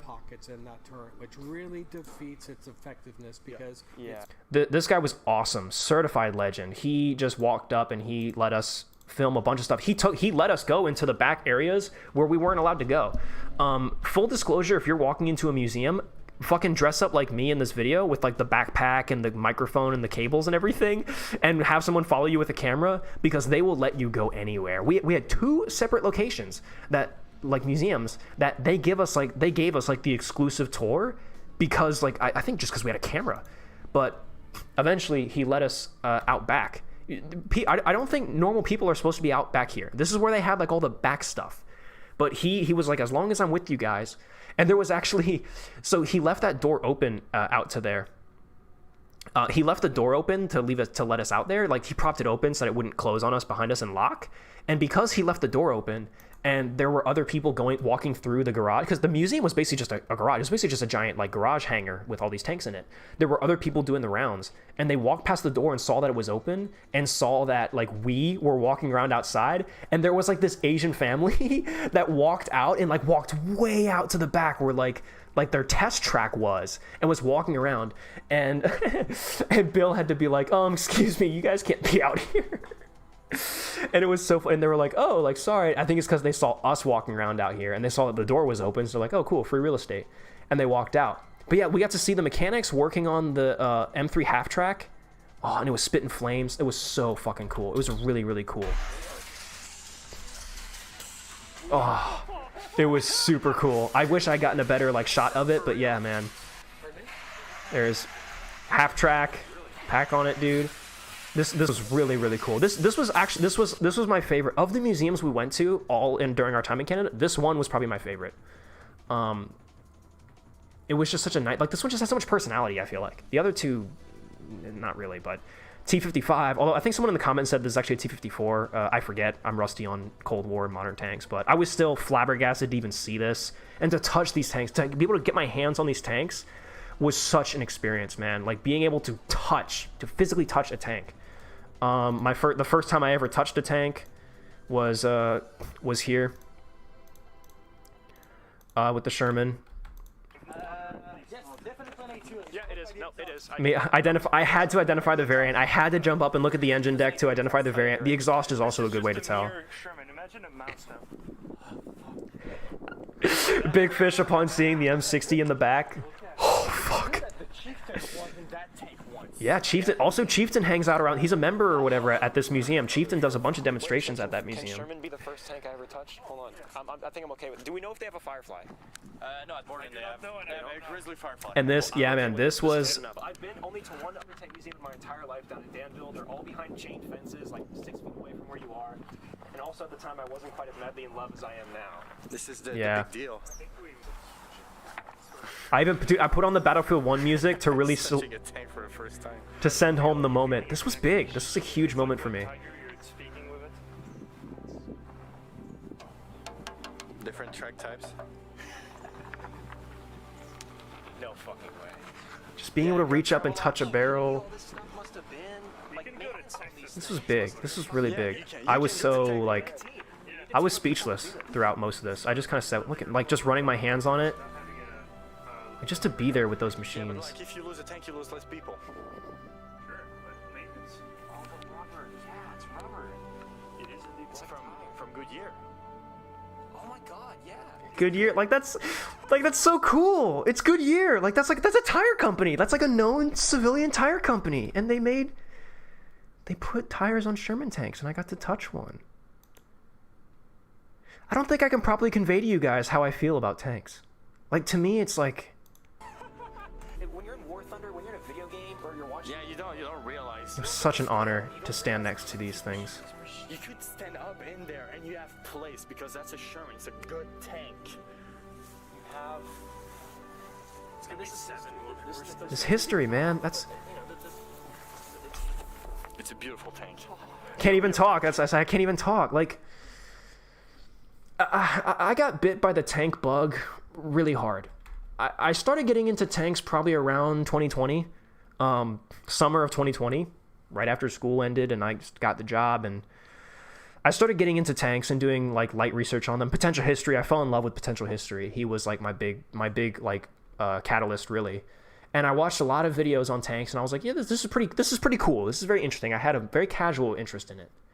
But December of 2020, December of 2020, start of 2021, I started doing my own research on tanks. I discovered the existence of the M4A6, and when I realized that there was an entire variant of the Sherman that I didn't even know existed prior, I felt like I had to know everything about it. I was like, I need to learn everything about this tank. And for once, I was like, I'm going to find out, like, who built this tank, how many were made, like, I'm going to go all in. Like, the M4A6, it was the first tank where I was like, I'm going to go all in. I'm not just going to watch some other YouTuber's video on it. Like, I'm going to do my own goddamn research on this tank, and I'm going to do this. I'm going to figure this out. And the pride in reading on the M4A6, I read up pages and pages and pages of M4A6. I read technical manuals. I read official sources of all things, and I was infanticized. I spent hours that night reading, and I was so taken by it all. It was just so fascinating. And from then on, it was an exponential increase. And by like summer of 2021, man, it just became like, it took over my life. Tanks have taken over my life. It's like, it is my personality trait. All my friends know me as the tank guy. Even at my newest job that I have now, I couldn't go a whole month without telling my coworkers how much I fucking love tanks. Like, Yeah, you can go to tank. it's like, I don't know, man. They're just so cool. They're just so interesting, and there's so much to know. There's so much to learn. There's so much I still don't know. I don't know why. Because it's not like a manly thing. It's not like big tough machines that blow things up in war. Like, yeah. It's not that. Like, I just... Yeah, you don't realize. You don't get the scale. You don't realize that these machines... They're just... You could stand up in They're there machines, and they're place built, because and that's a Sherman. they have a purpose. And it's history. People lived in these things, man. These things had a purpose. These things were modified. All the different variants. They built all different things. Have you seen the thickness? You can see There's so many of them out there, you know, and there's such like a... Like having played this in War Thunder for a while. I don't know, guys. Like, to me, it's like a religion. It's literally like a religious experience for me. Look at this. To have the pleasure and honor of making tank content. Right above you. There's also a wasp right next to his hand. It's a dream I've only had for like a year, but I mean, God, it's something that I believe in wholeheartedly. And that's why I know, man. That's why I know this fucking YouTube channel is going to work. Like, to get personal with you guys, like, this is how I know I'm going to make it big. You know, I'm doing great so far, but I know Edda 320 will succeed. Because I know that I am tank enthusiasm. Tank enthusiasm as a subject and passion is in my heart and soul. It has been bred and built into me. And I can't get rid of it. And so I've embraced it. And I've sharing it with the world. Because I can't keep it inside, man. I can't... All my friends... I have a Discord friend group that I've asked them if they would make a channel specifically for me so I could go on tank rants. And, like, you know...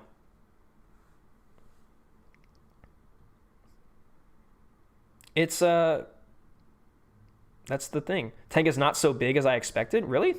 Seeing Sherman IRL and touch them, of course. The Sherman is massive. The Sherman's a massive tank. The Sherman is a really, really big vehicle. It's so wide, dude. It's very wide. It's way wider than I thought it would be. Pretty nice to see a Sherman tank in its full glory. Yeah, literally. The shot call. Yeah, bro. That's a sick. I don't know if I'm pronouncing that correctly, but yeah. Tanks are my special interest and one of my hyperfixations. Yeah, but like you guys don't understand, man. Like for me, it is me. I am like I don't have a like whoever I was before I fell in love with tanks. I don't even know what happened to that guy. Like I am wholeheartedly. I'm in this for the long haul, and I am so incredibly passionate about what I do. Hi, my name is. And this is the results of that. I really, really like tanks. Really, really like tanks. In fact, that I've decided to. This is the video. So this is we're caught back up now, friends, to 2022. The end of 2022. I knew this video was going to do good. Full disclosure, I knew it was going to do good. I knew it could have potentially been an algorithm hitter. I knew this video could hit the algorithm because this one I based much more on Jonathan Ferguson and his Firearms Enthusiast Reacts, what he does with GameSpot. Massive fan of that series and that thing that he does. And inspired me a lot to make this sort of thing. But also because like no one's really done it before. Nobody's really made like tank enthusiast reacts content for tanks. It makes up for guns, but not for tanks. And so I knew that I was tapping into something that hadn't quite been done before. And I knew it could have been, I knew it was like perfect. It was going to be an algorithm hitter. And yeah, man, like, and this video was unscripted. I just sat there and I rambled for like the raw footage for this video is like 3 hours long. I rambled and rambled and rambled and rambled. And I'm a liar. I'm a complete liar because I put in the title, all tanks. I understand. I forgot the 38T, which is the biggest one in my opinion that I forgot. And I forgot the amphibious tanks and I forgot the armored cars, but nobody cares about armored cars. Armored cars are stupid. Amphibious tanks are stupid because they're very close to boats. However, I am ashamed that I left out the 38T. That was a mistake, but I should have included at least that. But I struggled so hard to condense this down to short enough. The original cut of this video was like an hour long, and I had to find a way. I wanted to get it below 30 minutes, but I mean, you know, I didn't even do that. I got it to 40 minutes, but I mean 38, so it doesn't quite look as bad. I'm surprised. I literally thought that the length of this would hinder it. I thought that it would be too long and people wouldn't be interested in it and they wouldn't click on it. If there was one thing that I thought, like, there's one piece of this video that's going to hamper its performance and it's not going to become an algorithm hitter like I want it to be, it was the fact that I thought it was too long and people wouldn't want it. They'd look at the timestamp and be like 38 minutes, nah, and they would skip it. That's what I was very concerned about that, genuinely, when I posted it, when I made it. And now when I say I expected this to be an algorithm hitter and I expected this to get views, I'm talking like 8,000 views, 10,000 maybe. I am utterly blown away. 103,000 views. That's like actual YouTuber territory. That's like genuinely like, I'm not just doing this as a hobby anymore. Like that's real, man. That's like, to see that number is incredible. And I don't get fixated on the numbers. I never have. I've been streaming for the past 2 years to like the same 3 people. Shout out Sot, Overcooked Corn, and Minus every now and then. The Edit 320 live channel has been chugging with next to 0 viewers. Every video I've ever posted gets like 1,000 views maximum. I've never done it for the views. I've always done it because I just fucking love tanks. But just to see 100K, that's crazy. Like, that's real, man. This is how I found your channel. I think that's... How many people are in chat right now? Let's see. This stream currently has 20 viewers. I guarantee of the 20 in here, like 18 of you found me through this video.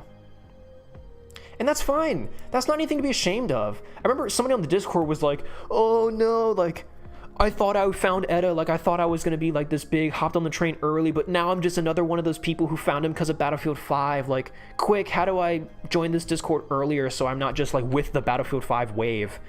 That's nothing to be ashamed about, man. Like, however you came to find me, that's your prerogative, bro. Ain't no reason to get all worked up over it. yeah, man, and I was very proud of this video. This video was in production hell actually for quite a while because it was unscripted and because I didn't quite have like a plan for it. I love having plans. I like having scripts. I like having ideas. I like being able to see the video in my head before I make it and just being able to just hit the dots. But I didn't have any of that with this video. The chapter, like all these like transitions and stuff, like it's all of this was very impromptu in the editing room, and that I had no clue what I was gonna make. I didn't know how this video was gonna look when I started editing it, when I was recording it. Hence why I rambled for like 3 hours with no real structure to it. So I was very worried that this video was. Oh, this is copyrighted music. I was very worried that this video wasn't gonna turn out good because I didn't have a plan for it really. I was proven very wrong because it very much hit the algorithm, and people liked it, and it was and by the time I hit export on this video, I was very happy with how it came out, and I knew it would be good. I'm trying to find more music, guys. Sorry, I've run through like all of my I run through like all my music. Let's see here. Can we get some Halo stuff? We get some Halo music. Actually, this is a good song. Oh, the Hearts of Iron 3 soundtrack is one that I've grown quite fond of. We'll probably switch to that in a minute. But yeah, so this video, I was very happy with how it came out. And I'm actually quite proud of it. This is actually one of the few videos that I go back and I rewatch. I rewatch this video sometimes, even me myself. Because I think for the most part I spit facts here. I think there are a lot of things I get wrong in this video. I'm going to be straight up. Not a lot, sorry. There's a couple of things I get wrong in this video, and people pointed out in the comments.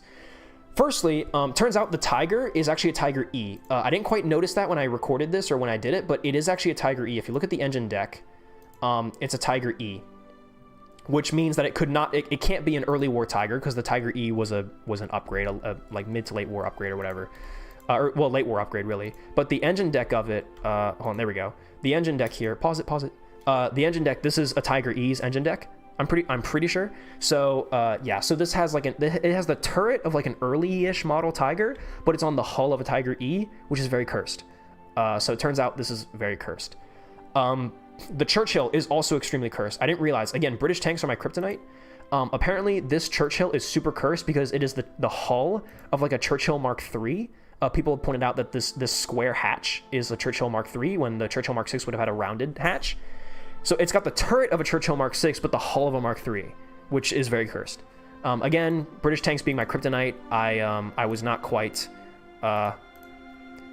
smart enough to have spotted that. Talk about future videos? I will, I promise. Start a poll so you know where people found you. I actually don't know how to start a poll in like YouTube chat. I'm not gonna lie. Ed, I need to go now. Love you, Blocks Gamer. Thanks for all the joy you bring me. Yeah, of course, man. Happy you're enjoying the content, dude. Nope, found you through the Sherman video. Let's fucking go, AF. Appreciate it, bro. So glad I did. Your videos are up there with potential history. You don't have to say that, man. That's not true. Potential history is he's God. Potential history and the Chieftain are God. Found it through you, and now I love your content. Thanks. Sick video. Yeah, I'm very happy with how it turned out. Joined the Discord after the Battlefield 5 video. Subbed like 1 day earlier. Let's go. How many of us have found you through Sprocket? I mean, you're right. That's also a good point. Is honestly, yeah, the Sprocket video and the Battlefield 5, and that makes sense, right? The videos that get the most views are the ones that are gonna bring in the most people. So I mean, yeah, it makes sense. I think I got to your channel through Potential History. Oh, that's cool. That's actually really fun. Oh, you found me because of the Christie suspension video. That's a really funny one. You found me through the Christie suspension? That's super fucking funny. That's so weird too. Sand filters are missing for an H1? Yeah, I thought so. We need to fix your British tank problem, pal. We really do. Early turret and late production Tiger did exist. I mean, yeah, I mean, it's Germany, man. I'm sure they did like anything.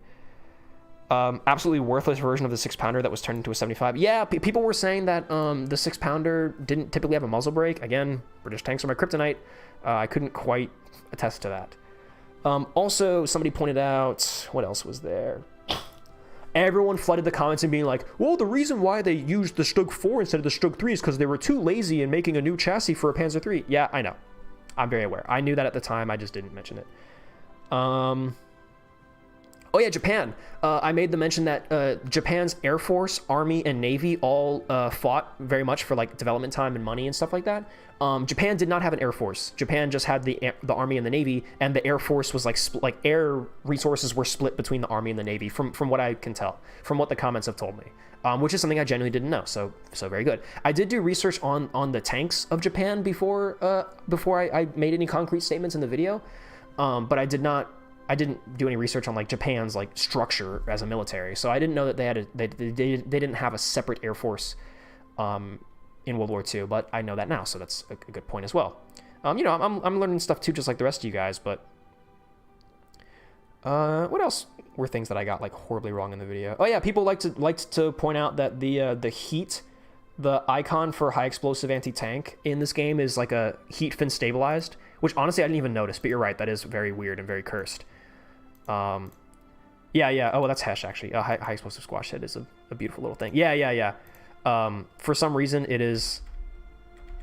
Let me just go back to this, maybe. Yeah, for some reason... Oh, actually, wait, hey, this one is fine. This one looks good for the Sherman. But then for some reason, with the Tiger, it's like a fin stabilized heat, which I'm not... Yeah, that doesn't make any sense. That would not have existed in World War II. I'm not sure what that's all about. I think that's really the big ones that people notice. Also, this is one of the only videos I have on my entire channel that has like the little replay, like it shows you where people were replaying, and most people were replaying my talking about the Chrysler model sprocket. The most replayed point in the video is me rambling about the Sherman sprocket, which is very funny. Yeah, I wanted to use this opportunity to flex my Sherman knowledge. I think if I have to pick one thing that I'm like the most versed in, it's the Sherman, easily. I posted it somewhere recently. I wonder if I can find like screenshots and stuff of it. I was in Nomad's Discord, and somebody very jokingly submitted a picture of a model kit that they had bought for the Sherman, and they jokingly added me, and they were like, "Ooh, like, what factory did the Sherman come out of?" I answered their question. I told them exactly what it was. Let me see if I can find it, because I need to flex on you guys now as well. If I go to studio mode and I go into here we go, transition. I don't have any like, there's nothing on here. So this is Discord. Hi, welcome to Discord. So I had a picture of, where was it? Oh, they deleted the picture. Hey, what? That's actually weird, huh? There was they had a picture of like what the model kit was. I don't know where it went, unless it's like way further up and I just don't see it. This is Nomad Prod's Discord, by the way, if you guys want to join Nomad Prod's Discord. It's a good little Discord. Now people are adding me, great.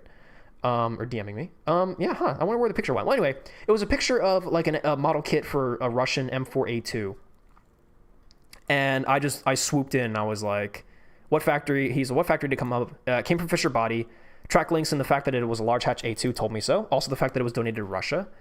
The spotlight wasn't added to Shermans until November 43, which is true. Also, that's something I can pinpoint on the Battlefield 5 Sherman, is that it also had a spotlight on the roof that wasn't added till November 43, so you can even further pinpoint it down. The Lotus hatch was added in December, also December 43. Fisher Body stopped making A2 large hatch 75s in May of 44. True. So that tank lies. I was able to pinpoint the serial number, the range of the serial number. Source was the Sherman Minutia homepage. The Sherman Minutia homepage is my cheat sheet, man. It's so fucking good. I literally go to this website. It's amazing. A275 production was supposed to end in December 43. True. Special orders were put in specifically to give to Russia because Russia was still demanding Lend-Lease, so they kept making them. Most A275s that were sent to Russia were manufactured between January and May of 1944. And people will still tell me that I get 70% of my knowledge from War Thunder. Whatever. That doesn't bother me anymore. I just had to do that real quick because I'm very proud of that moment. I dust off my gloves and I was like, boom. It was very epic. But I think that really brings us... Oh god, that PFP? Yeah, I don't... Maple Gum has a PFP. Wow, I'm on Discord. Crazy. What have you just sent me? You sent me nothing. You've done nothing. Cockman, thank you. Thank you, Nomad. People who say that, or most people get knowledge from the War Thunder? Yeah, I mean, yeah, they're usually the people who struggle with it themselves. Anyway, so if I have to be, I am most confident in the Sherman. I'm increasingly confident in the T-34. I've been reading a lot of books on the T-34. I've got books back there for a specific video. And that leads us back here. That was my cue to talk to the channel. So we've talked to the channel. We've talked about who am I? What am I doing? I love tanks. Talking about some of the videos I've made in 2022. Now that all that is over, what's next? Pain. Quite simply. I will continue to make videos. I'm sorry to break the news. I'm sorry you guys had to find out this way. But I do plan on continuing to make videos in 2023. I'm sorry. Here's what you can expect in 2023. There's a lot here. Number one. Oh, that actually worked out perfectly. Here we go, chat. You're not gonna be. There's an ongoing bit throughout this entire stream that chat is so small that you're not gonna be able to read it. And honestly, I find that funny, so I haven't changed it. Okay, here's what we can talk about. Tank documentaries. This is something I literally haven't made a tank documentary since Slightly Confusing Guide to the Shug, which was about this time last year. It's been 1 whole year since I've made an actual long-form, genuine, high production value tank documentary video. So that's definitely on my agenda. In particular, I've been doing a lot of research and studying for the T-34. So there's going to be a video coming on the T-34, 100%. I can confirm this. This is very much so. I'm very excited for what I have planned for it, and it's going to be huge. Bro, where the low quality hotline bling? No, I don't have that. What is this? Is this a presentation? Yeah, this is how I started the stream over Cook Corn. Why weren't you here? When Laserpig collab coming out? I don't know if Laserpig's going to want to collaborate with me. I'm going to be honest. Live stream audience participation. That's another thing that I want to get more into is we did Men of War Assault Squad 2 with fans. We've done a couple of Metro streams, but I hop into the VC and fans, people in stream can like talk to me while I'm playing Metro. That's funny and I enjoy that. So we're probably going to do a lot more stuff like that. Foxhole potentially with fans is an idea that I have. I can't confirm or deny any of that, but I want to. Like these are goals, right? This is like New Year's resolution type stuff. Except tank documentaries, I can confirm. I'm going to be working on that. That's 100%. Live stream audience participation. I'd like to do more stuff like that. Patreon. So here's the thing about me with Patreon, making money on YouTube, and all this fun stuff. I'm gonna pause the music just because it's a bit serious. So a lot of people have asked me before, why haven't I started a Patreon? Why haven't I done this, that, the other? So I don't do YouTube to make money. I never have. Would it be nice? I mean, fuck, yeah, sure, great. It would be nice. It would be very nice if I could make money off of this. For now, this is a hobby. This is like, I just can't talk to anyone else about tanks. So I have to make videos about tanks. That's literally how this works. Is I just want to make videos. So I do. So I have never been stressed when it comes to, am I going to make money off this channel? Fun fact, I've had people DM me, and I've had personal friends come and ask me, whoa, dude, you just hit a video, just got 100K views, congratulations. How much money did you make off that video? Because I am a YouTube partner. I do have ads enabled on some of my videos that aren't restricted or whatever. And like I do make money off this channel at this moment. I haven't received a single paycheck from YouTube because you have to make a certain amount of money before YouTube starts sending you checks. But technically speaking, this channel is monetized, and I can pull up metrics that show that like I have videos that have brought in money. The Battlefield 5 video was copyright striked because Panzerlied is apparently copyrighted material, even though it's a German war song from World War II. So, despite the fact that I now have a video under my belt that has hit 100,000 views, I have not made a single penny off that video, and I won't ever make a single penny off that video, despite the fact that it's 100K views. I probably could have made a decent chunk of change off that video. I'm not even going to cap to you guys, but I didn't. And I'm not going to make any money off that video ever, because I don't want to cut out Panzerlied, because why? And also, like, at this point, it's too late. At this point, the 100,000 has come and gone. Whatever. I'm not stressed about that, guys. I'm not like YouTube. I don't do this to make money. However, if I started a Patreon, if I started accepting donations from like live streams and stuff like that, I want to make this personal guarantee to all of you that I would not spend your money on myself. We are living in a time right now where money is a little tight in some places. The economy, the world, everything. People don't have money to be just giving to random ass stupid tank streamers like me, tank YouTubers like me. I don't want you guys giving me your money and then I go off and spend it on groceries, or I go off and spend it on a new watch, or I go off and spend it on some bullshit, right? I want to make the guarantee to you guys that if I do open a Patreon and if I do start taking donations from the streams or whatever it is, I will open a separate bank account where all that money will go and stay within its own world. And that money will only be used on things, materials that will come back as content for you. It will be spent on a new webcam. It will be spent on a new computer. It'll be spent on, hey, I want to make another vlog of me visiting the Bovington Tank Museum. That money would pay for plane tickets. It would pay for a hotel. It would pay for anything like that. Any of the extra stuff that's going to come back and be content for you. So you can go back and you can say, when I make these high production quality, if you look at a video and go, man, that video looks like it took some money to make. You can rest assured knowing that your dollars were used on that video. I don't ever want you guys to feel like that you're giving me your money and it's being used on me. I don't deserve your money. But the channel, if you want to donate to forward the channel, to make my content higher quality, to make my streams higher quality, to make life easier for me, to make channel, to give myself the peace of mind that the YouTube channel pays for itself, that is really, that's what your money would go towards, is doing that. So I have actually been told by people that they want me to spend their money on things like rent and groceries because they're like, I want to feel like I'm supporting you, like as a creator, and like helping you get along. If you feel that way, that's great, but I'm going to tell you that my own personal morals, I'm not going to spend your money on me. I'm going to spend your money on the channel. End of story. So if I do make a Patreon and if I do accept money on streams and stuff, that's what's happening. So I don't want there to be any confusion about that.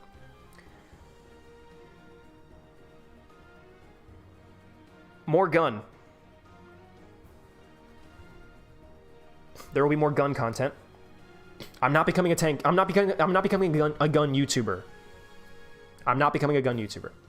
However, I have a couple other firearms that I'm interested in purchasing, and there may be videos on them. That's basically all that means. Vlog. Finishing the Canada vlog, and any other potential vlogs of me visiting fun and interesting tank museums that I go to, or anything involving tanks. There potentially could be more vlogs. This summer, I may be taking a trip somewhere. And if that ends up happening, I will end up going to a tank museum. And if that ends up happening, I will definitely record it. And it will probably come out as a vlog. Even if it's just me in the museum, and it's not like a vlog of my whole trip, it probably will happen. Tear. Tank Enthusiast Reacts. I'm going to keep chugging with that series because it seems to bring in the views. Also because I enjoy it. It's something that's not being done on YouTube right now, and I like making them. They're not hard to make. And it's just me sitting there rambling about tanks, which is what I love doing. It's me sitting down, staring at a tank and being like, oh yeah, that's the KV-1. So named after this guy, developed in this time period. Here's what it was used for, and here's why it was built, and here's what ended up happening to it. Was it a good tank or not? Here's some basic characteristics of the tank. Like, that shit is my bread and butter. I excel at that kind of thing. Just sitting my ass down and just talking about tanks is what I do best. So, Tank Enthusiast Reacts is going to keep going. Keep chugging. Lessons in Tank Culture is going to keep going because I like it. It's easy to make. And I do think I think those videos do fit somewhere. Maybe, maybe not. Grander scale.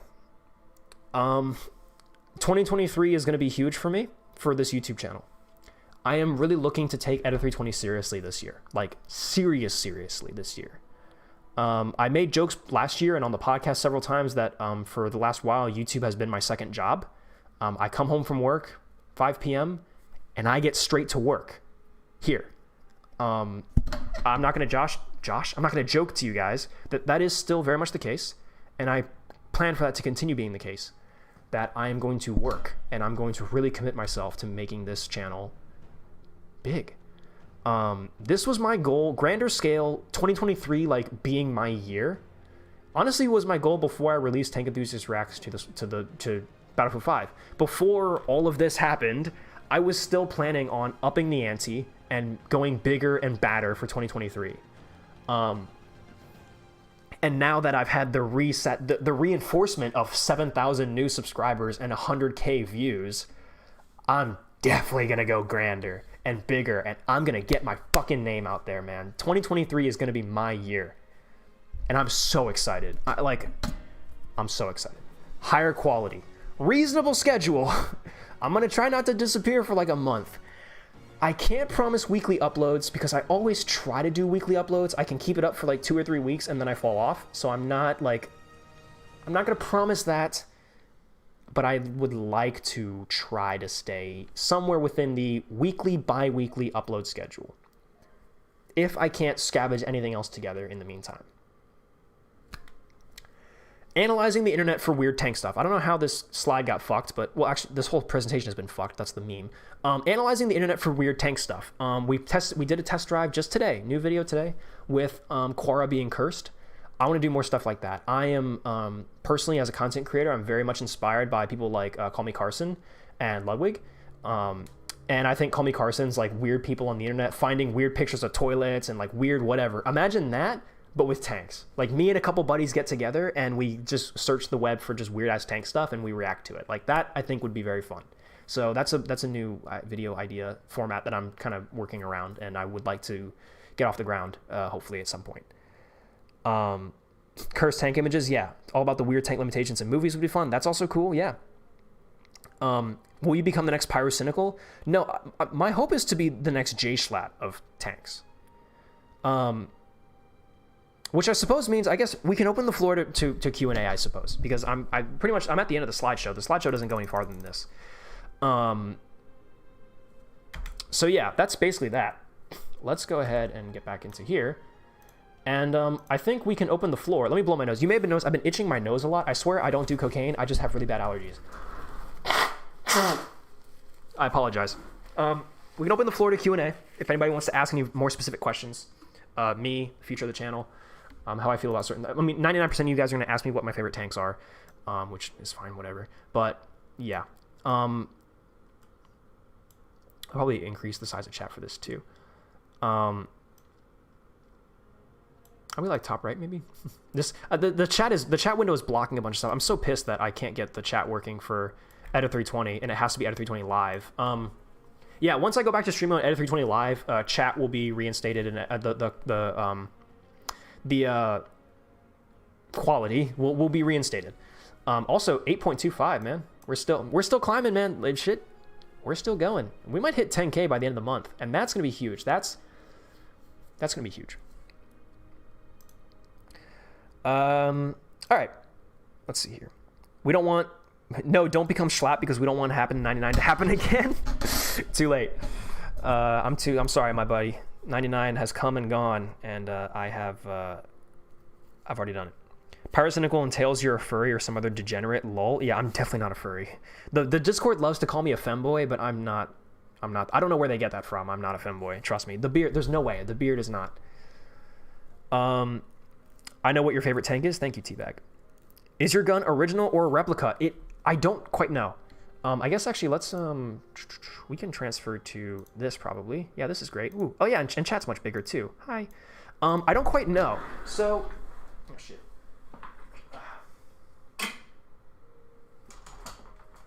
Actually, well, I suppose I know. I don't think it's a reproduction. I don't think it's a replica. I think it is an original. Depending on where it actually served, though, I don't know.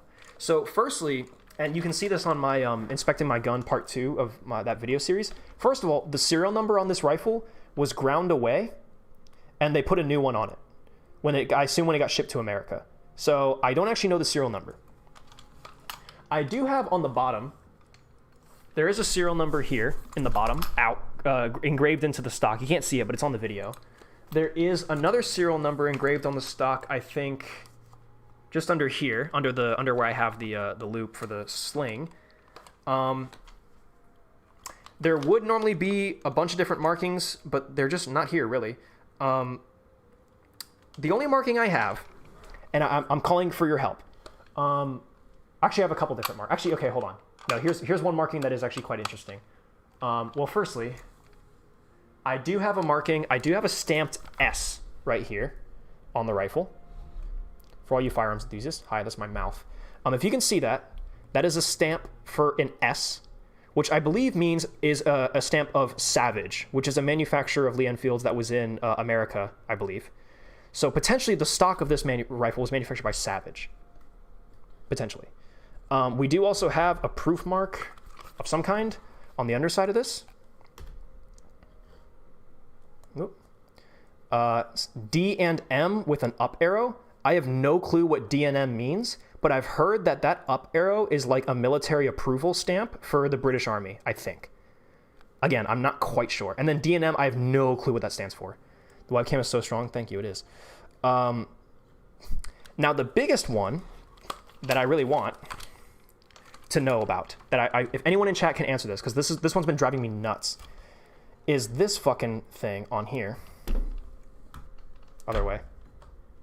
This, hold on. Focus up. Focus, camera. Is it too close? There we go. Might have to shine a light on it too. You see that? That crown with the number 70 and the letter N. I have no clue what that means. I've tried looking for it everywhere and I don't know. But that's on there. So I don't think it's a replica. If it is an original, though, I have no idea what military it served with. I have no idea where it comes from. I literally picked it up in like military surplus. So I don't know exactly how real it is. Also, I know that this sling is anachronistic. The sling is an American M1907 or M1918 sling. This is a reproduction, I'll admit. I do have like a British style sling, but it's in a cupboard somewhere. I like this better. This one I think looks better. Oh, this is chat is like cut off by a lot right here. I could probably have you guys stretch. Actually, yeah, that's fair. I could shrink you down just a little bit. That can still be read. Okay, we're there. Be careful for rust. Yeah, I try to clean it every now and then. Have you seen a Russian tank named Big Eagle, and what do you think about it? I have no idea what that is. I swear I don't do cocaine. What editing software do you use? I use DaVinci Resolve. For the longest time, I used to use this software called HitFilm Express, which was a free editing software. That's how I learned editing, video editing. Pretty much every video. I think, what was the first video that I made with... Oh, actually, I think Tank Enthusiast Reacts to the Scorpion is... Yeah, so Tank Enthusiast Reacts to the Scorpion was my first video using DaVinci Resolve. Everything before that, which is to say like 80% of my videos, was made on HitFilm Express, which is this very basic editing software that you can get. The newest version, the reason I switched though is because the newest version that came out a while ago is garbage. They changed up so much of it because the company that owned it got bought out by like a different company, and they changed a bunch of it, and it sucks now. It's so bad. So I had to switch. And I love DaVinci Resolve is awesome. It's really good. There's so much you can do with it for being a free software. I highly recommend DaVinci Resolve, and it's got a great tutorial base on YouTube. Pretty much any effect you want, you can find a tutorial for. Edda for real boy confirmed. Yeah, I am a boy. Sorry guys. I hate to say that. Is that a Canadian number 4? Yeah, I'm not sure, to be honest. Do you think you could ask the Royal Armories to confirm? I don't know. Can I send them pictures of it and they can come back to me and and tell me what it is? I got a question. What is your most favorite memory of the Discord server? Oh wow, that's green. That's a tough question. My favorite memory from the Discord. God, there's gotta be lore, man. There's so much lore in the Discord already. Edit 320 lore goes deep, and this was before I even hit 2K subs, man. Edit 320 lore there's a lot to it. What favorite moment on the Discord? Green, honestly, man, your fan fiction was probably... It's the hardest I've ever laughed, man. To this day. To this day, it is the hardest I have ever laughed. I almost died. My friends can attest. It was so funny. That was like one of those moments where it's already been so weird as like a up and coming YouTuber to start having people making memes about me and seeing my face in memes and like all the emojis that you guys would make, and then I can add them to the Discord is so much fun. But yeah, that was so fucking crazy, man. It was so funny. Hold on, I'm trying to do like a thing right here.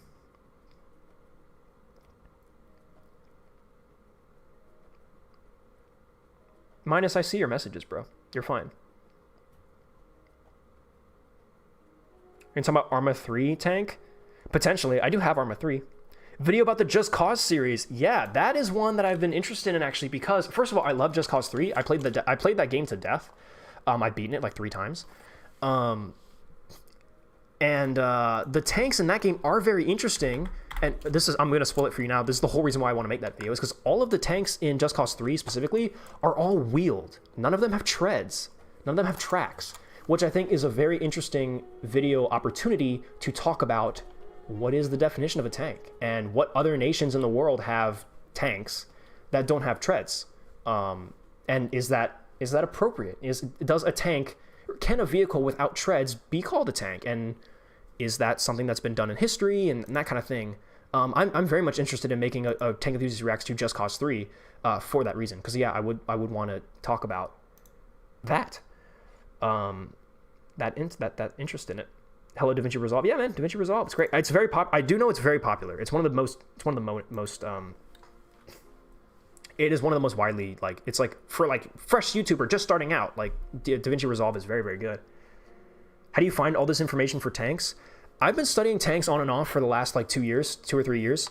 I very much recognize I'm a novice. I very much recognize that I'm very low down on the totem pole when it comes to people who know shit about tanks. Hold on. My wheels are getting caught up in my fucking... Ugh. My wheels are getting caught up in that shit. You saw my ass there too for a second. Hope you guys enjoyed that. I get my stuff from a variety of sources. My favorite guy's the Chieftain. Like I'm a huge advocator of that. You should never get your sources from just one person. You should never just listen to one guy. Including me. Like, don't just take my word. Like, if you hear me say something and you think that's interesting, you're like, like, I wonder if that's true.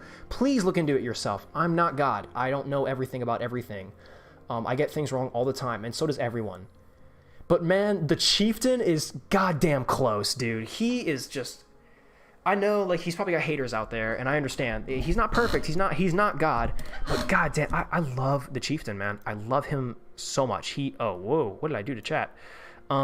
He is just an incredible person, tank historian. I binge watched so much of his stuff. You can see him in my watch history, and we can just go to my YouTube watch history, and it's going to be like all of this tank stuff. It's going to be, I'm watching 2-3 hour long documentaries or like talks, lectures. I watched lectures on tanks. Again, the US AFV development, or why the Sherman was what it was. This video, is amazing. Where is desktop? Here we go. This video here is amazing. US AFV development in World War II. It's literally just him. He was asked to come in and talk, and the M4 was not. It just goes through everything. I mean, look at all the stuff he talks about, man. Oh, I did not mean to do that. I did not mean to go into. I don't know why that happened, but look. So now he's talking about like. This is some trials that they did in World War II, where the British came over to America with a Cromwell and a what is that? A what now? What does that say? I'm stupid as fuck. And a Sherman, and they took all 3 tests. I think it's a Cromwell potentially. No, it doesn't. Oh, wait, Cromwell and a Crusader, I think. Because that's a Crusader right there. Anyway, they came to America with these tanks, and they ran them through like these super extensive tests. And there's all this data right here. that over a 2,000-mile course, the average speed of an M10A1 is 1 mile an hour less than that of an M10. All right. Now you know that, right? Now you can say that in a video. Like, it's that kind of thing. And same thing with having HVSS. Tough tank, and the 75 Mike will kill pretty much anything on the battlefield. I don't know, like, just watch shit like this, man. Oh yeah, this. And he talks about all these tank the light TDs. platoon was to be equipped with a 37mm. The heavy platoons will get the 75 on the half track.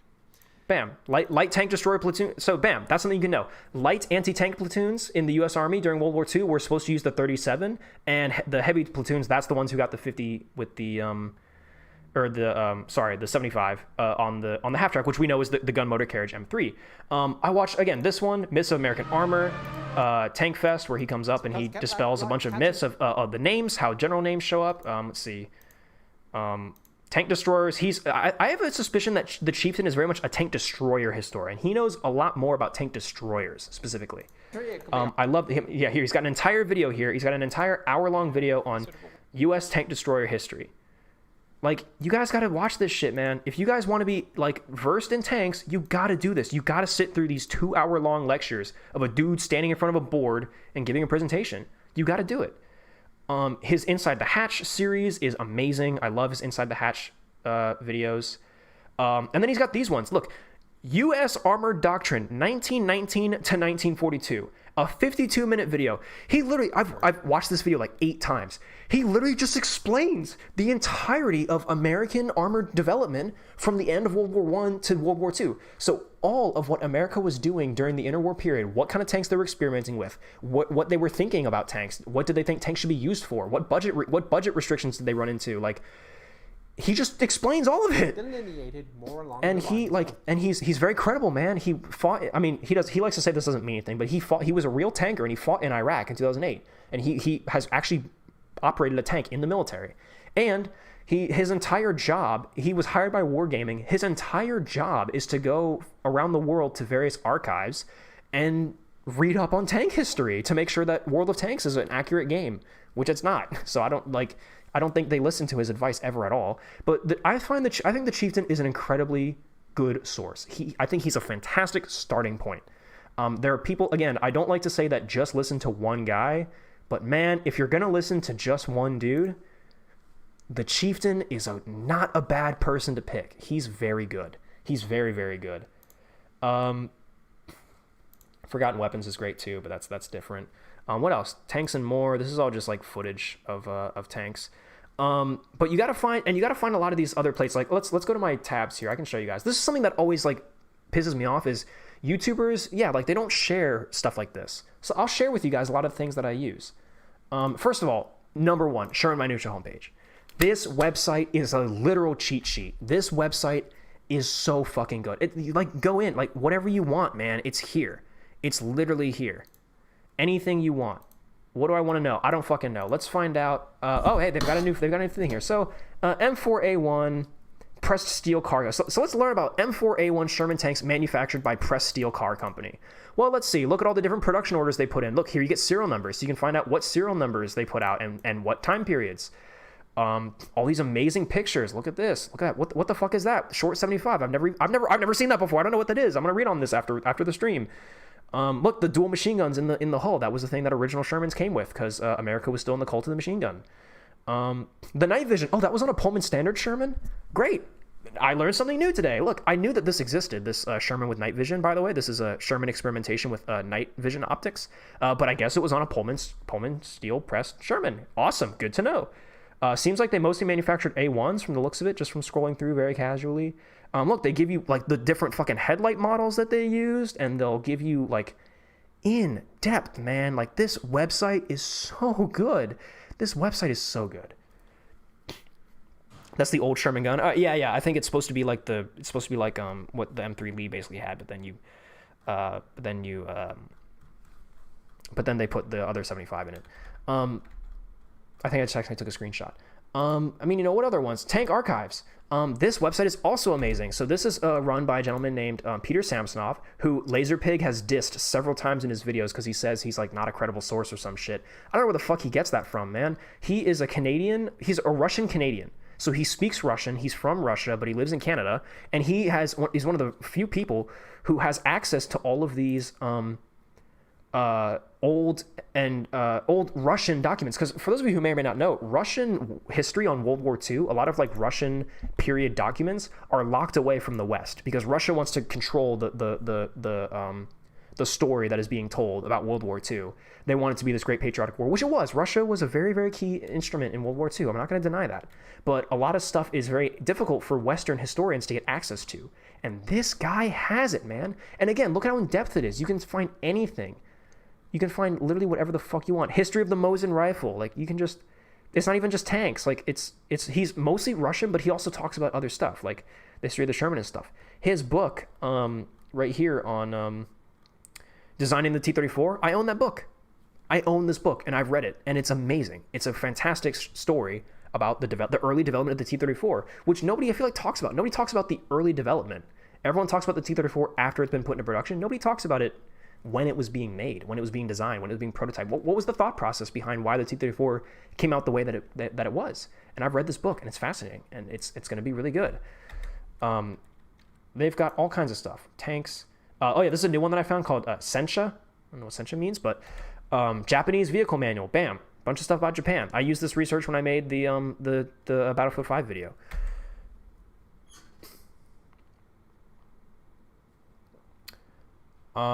Yeah, man, like it's just these are some of my favorite websites. But I mean, oh yeah, World War Photos. This is a great one too.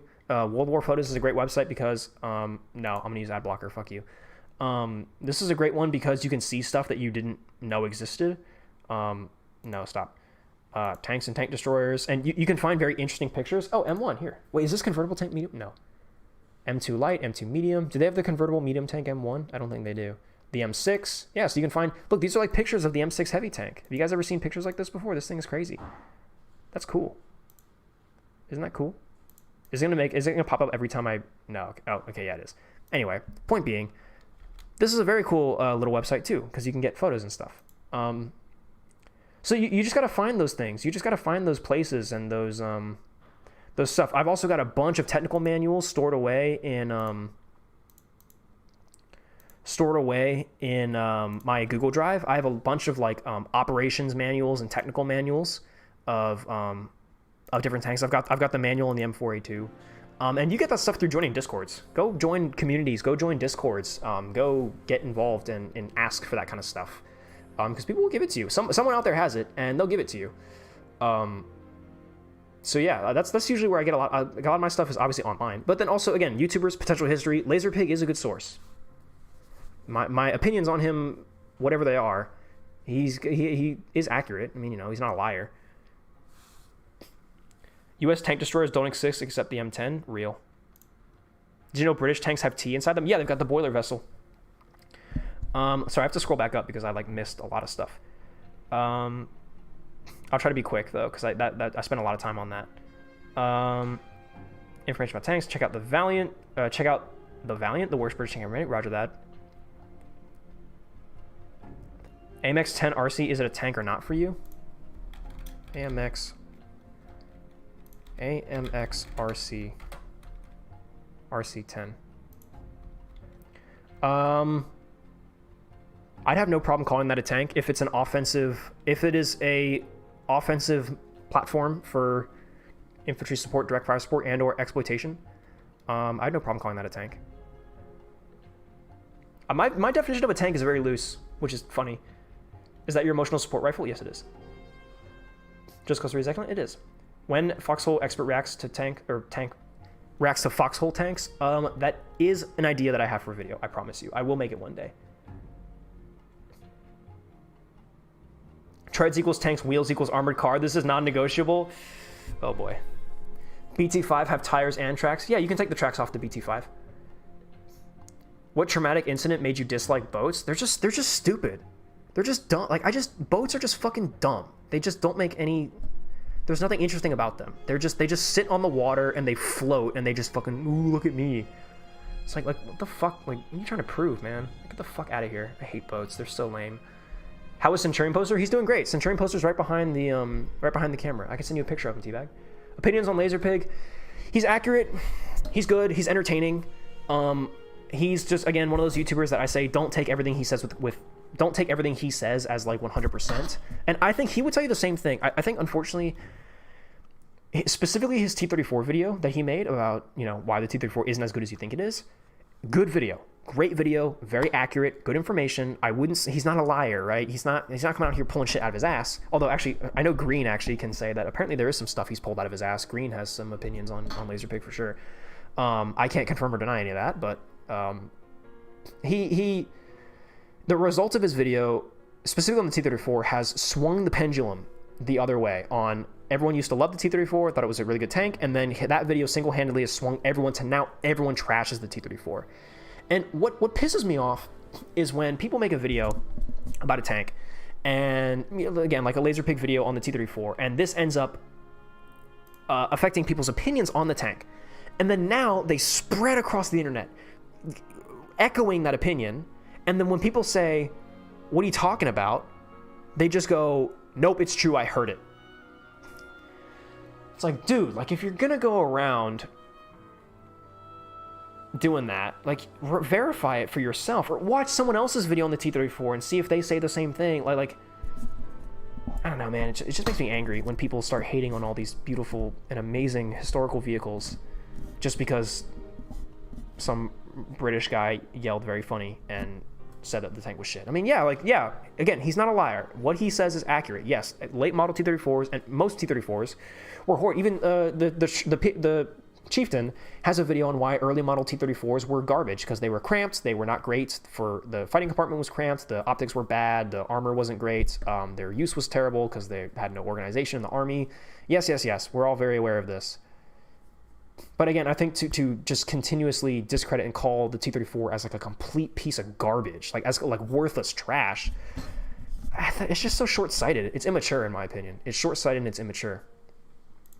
I have nothing wrong with Laserpig as a person. I think his video has had a consequence on the tank enthusiast world that I don't think he intended, and I don't think he endorses either. But yeah, it's nothing against Laserpig or him as a person or as a channel. In fact, I do think he's quite entertaining and I think he's funny, and he has taught me. I've watched his videos and been like, "Huh, that's interesting. I didn't know that." And then I go look it up as well. But that the specific T-34 video has left a bad taste in my mouth. Not because I didn't like it, but because of what it did to the tank community.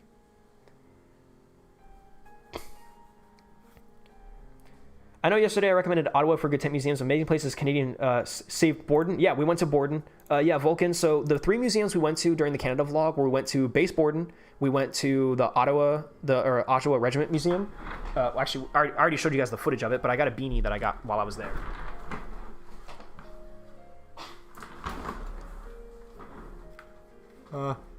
The Ontario Regiment Museum. This is the one with Bill and the one where they let us go outside. Base Borden, actually. Base Borden is the museum where they let us into the back in their workshop, and they had the Wirbelwind that they used to have on display out in Base Borden. They brought the Wirbelwind into their workshop because they're restoring it, and they're going to make it fully functional. The cannons and everything, the mechanics told us, they're going to make it fully functional. And while I was in there, we got to see like the hull of the Wirbelwind, and the turret ring was there and intact. And you saw in the trailer, I got to hook my finger in the turret ring and I got to spin the turret ring of a Wirbelwind. That's literally on my fucking like that. That's the coolest thing I've ever done in my fucking life, man. Like that, I spun the turret of a Wirbelwind. That's so cool. Like that's, god damn it, I love tanks. Sorry. Have you heard of the Romanian Marshall prototype? I have no idea what that is. Check your Discord DMs. Why are you guys... Stop. I'm in the middle of a stream, guys. How long have I been streaming, actually? Because we do want to keep this within a relatively good length. 2:15? Probably go for like another 10 or 15 minutes. Israel armor. Best English source on Israel shit. Oh, here we go. And he's putting stuff in chat. An English source on Israel tanks. I'm gonna pin this. Thanks. Pocket that. Post that in the Discord, Minus. Put that in a secondary research material. Also, my Discord, you know, part of what I would want with my Discord to be able to do is to provide you guys with those materials of, I don't know shit about tanks. How do I learn more about tanks? In my Discord, I have the primary sources and I have the secondary sources. And I hope people contribute to those and continue to contribute to those, because I think you guys, I want you guys to be able to have access to that kind of stuff. At least he did in the new Tiger. Interesting thing about Laserpig, he personally said he doesn't like the T34 vid as he was drunk and depressed during it and wasn't perfect. Now, at least he did in the Tiger vid. He did say that. Laserpig copied me, guys. Laserpig stole my idea for a video.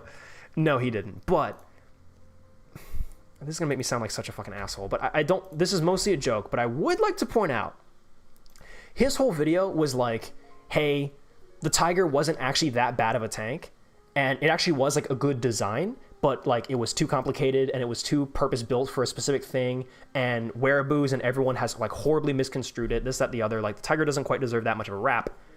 That was the theme of my very first tank documentary video of the Tiger, good or bad. Where basically I say at the end of the day, the Tiger wasn't that good, but it doesn't deserve all the hate that it gets. Now, here's the thing. This video sucks ass. Don't watch this video. Again, I'm not a fan of erasing my history, but this video sucks. Don't watch it. It's not good. Laserpig communicated this message way better than I ever could. Don't watch this video. It's not good. But let it be known that I did it first. No. Laserpig's video is way better. Don't. Too late, watched already? No. You say boats are dumb, yet tanks were originally called land ships? Green, don't make me go off on yo bitch ass. The Tiger II was a pretty good tank, while at the time Germany wasn't wasting their time trying to finish Tank Pronto because it suffered many engine fires, and this IS-2 could bend armor. Ted, honestly, bro, I've got no fucking clue what you just said. I'm not gonna lie, homie. Gotta go. One woke up. Thanks for the stream. Thank you, Teabag, for being here. Everyone salute Teabag. Big fan of the channel, or big friend of the channel. Love you, Teabag. Watched it too. No, guys, don't watch. That video is not good. That video is, don't take any of what that video said seriously. That video was so bad. That was my first attempt at being I used to want to be, you can kind of tell like what YouTuber I was trying to copy if you go through my my history. I was trying to be a potential history clone. Especially the Sherman. You can, oh, my voice. Listen to my voice. Almost the Tiger now that is being relentlessly harassed for being unreliable. Man. The gun, while being big, just wasn't that effective once the Americans... You will get, if you are an aspiring YouTuber, you'll get better around a microphone, I promise you. It takes a while, but you'll get better around a microphone. You can almost tell exactly what YouTuber I was trying to be. I was trying to copy based on like the era. So taking a gamble, all these War Thunder montages, I was copying Spookston because I was inspired by Spookston. This tank video, and also this tank video, and also the Christie suspension. Actually, the Christie suspension was my own thing. That was a very interesting one. This is a very interesting like chunk of my history, and I love this video, by the way. The Christie suspension video is awesome. I love this video. I fully endorse it. Still quite accurate. I love it. Go watch that video. That's a very good one. Confusing Guy to the Sherman, like these were both like potential history clones. This was a Fly Daily clone. I wanted to try to see if I could do like a Fly Daily War Thunder thing. Foxhole, this was my own video, but I love this video. Holding Out to the Bitter End in Foxhole, this is one of my personal favorite videos I've ever made because it's the closest I've ever gotten to making like a movie. Like this video has like a plot. It has like an overarching story that it tells, and it's got like great music. It's got great like chapter transitions and all this stuff. I love this video. If/when I make more Foxhole videos, they're all going to be formatted like this. They're all going to be formatted like movies. It's going to be like an experience of like being a tanker in Foxhole. Except I will probably do like a Tank Enthusiast reacts to Foxhole. This game, I don't really know who I was trying to pretend to be here, but I was trying to be somebody. Sprocket, this was me being totally like original, I think. Easy 8 was also me being quite original. Sprocket, this is when you can tell I discovered Martin Cito Pants and then made the Inflicting Pain Upon Myself in Sprocket video. That video has Martin Cito Pants written all over it. I think someone in the video has left a comment saying like Martin Cito Pants' little brother who loves tanks or something.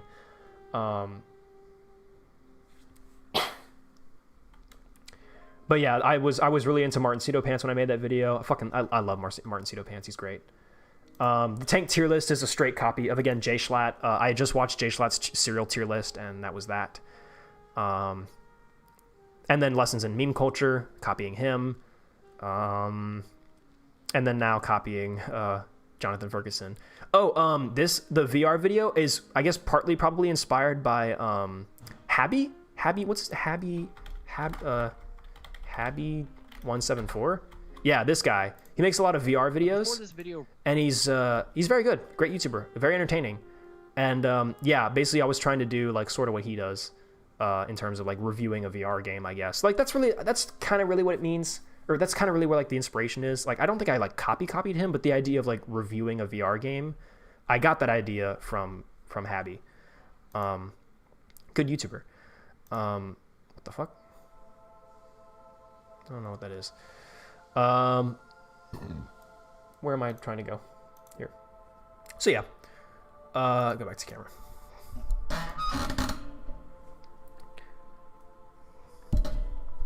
You ever heard of the failed design of the Tucker Tiger? No, I have not. Actually, the Chieftain did the Tiger was bad video first. That's true. He did do that. You're right. Well, no, the video that Laserpig and I did was like the Tiger isn't that bad, whereas the Chieftain made like a Tiger is bad video. Cool. Oh, Minus also posted all of his like Israeli, like not in English sources. Very cool. How will you feel now that I tell you that I have almost 3 times more hours in naval art than Sprocket? If you like making boats, man, then that's your own prerogative, dude. I'm not going to tell you that you can't, but I highly disapprove of it. You could also tell you took a massive inspiration for Firearms Expert Reacts. Yeah, Jonathan Ferguson has been one of my latest like addictions. He is a fascinating person. If you guys don't know, Jonathan Ferguson, oh, that's the podcast scene. Jonathan Ferguson, actually, you can actually see, so I think you can see all my subscriptions, by the way. I think it lists your subscriptions in terms of like how often you watch them, like who are some of your most watched, because all of the people that I watch a lot are like kind of up here towards the top. And I guarantee you, where is, hey Minotaur, I'm subscribed to you. Wait, yeah, where is, oh, wait, it's right here. I'm so stupid. Royal Armories. Royal Armories. I don't know if you guys know this, but Jonathan Ferguson has, like, he does his own talks on... And look, you can see, I've watched all of them. You can see, I've got all of them, like, watched all the way through. I find these are such fascinating videos to watch. And they're not even, like, exciting. It's just him... Just him sitting in front of the camera.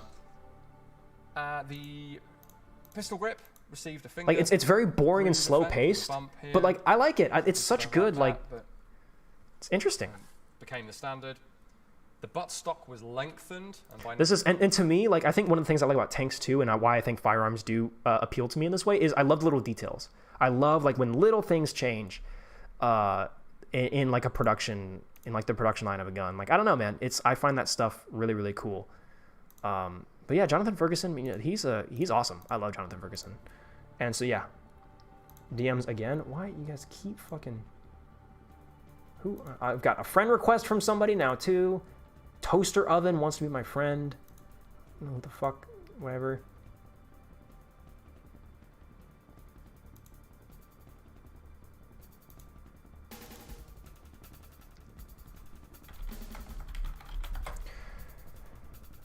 Actually made a video about the Tucker Tiger. Oh, that's cool. Brandon Herrera's at the top. Brandon Herrera's good. Is it true that the Sherman ran on aviation fuel, which caused them to light up easily? No. The Sherman used a gas engine at first in the what was it? Why am I so... What the fuck? The M4 and the M4A1. Why did I blank on that? Sorry. Yeah, they used They used the R975 Continental radial engine, which is an airplane engine. It used gas fuel. It was gasoline. It's not like a modern day where you have like jet turbine fuel or whatever. Like it was petrol. There is like the thing of like petrol catches fire easier than diesel. First of all, they made a diesel variant of the Sherman, so that idea of it going up faster because of that is wrong. And secondly, no, the number one cause of fires of Shermans was identified to be the ammunition cooking off, not the fuel lighting up. Please have a little Google on the Marshall prototype. I haven't seen enough videos on it. Fair enough. I will. How long have we been going? 2:30. All right, we're about to hit 2:40.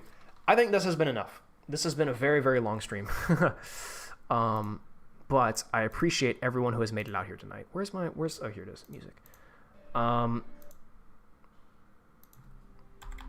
Actually, no, not this video. Or not this theme. Here it is. Thanks for clearing that up. Yeah, man, no problem. I'm not a god, but I know a thing or two. I know a thing or two because I've seen a thing or two. We are farmers. Bump da bump bump bump bump bump. Where's my camera? There it is. Hi. Oh, and I guess chat's not gonna show up because whatever. Okay. Well, I think that just about does it for the 2022 year in review live stream. This is loud.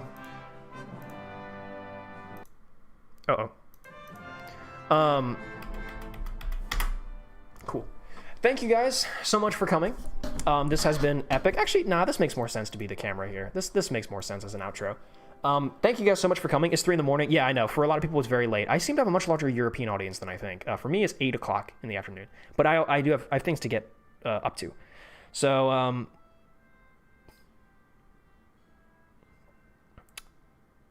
Game Theory made a video on War Thunder, says that Stuart will be immobilized quickly because of the radial engine.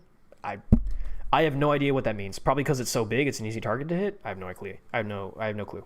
1:13 a.m. I hear 2 a.m. out there. Yeah. I've got a much larger European audience than I originally thought, but that's okay. Yeah. So I think we're gonna call it here. Thank you guys so much for coming to stream. Hopefully this was a nice little learning experience for a lot of people who didn't know much about Edit 320 lore and all that. This was a good, hopefully catching up on Edit 320, who I am, what I do, what my goals are, and why I deserve any of what I have. Hopefully it was good. Good night from Romania. Damn, that's crazy, man. I got people from. That's interesting to like think about that. I've got people from all these different countries watching videos, but it's good. I'm very proud of what I do. I'm very proud of what I built, and I'm very excited for the future. And you guys should be too. So stay tuned, stay subscribed. Like the video, do all that fun YouTube bullshit, whatever. I'll keep you guys updated on the Discord and also in actual like community posts, because I'm getting much better at that. I used to be really bad at doing community posts, but goodbye. Have great dreams. I will. I will dream of frolicking in the fields with tanks. That's what I will do. Good night from Quebec. Hey, Quebecians. We like Quebecians on this stream. Nomad and Big Fish are Quebecians. Honestly, hope you blew up like Habby did. Thank you, man. I appreciate the kind words. Hopefully this year, man. If it's gonna happen, it's gonna happen this year. Alright, boys. And that's just about it. I can't really find a good like stopping point on this song. We're just gonna go. Thank you all for attending. And this is Jay Schlatt cocking ballin' off.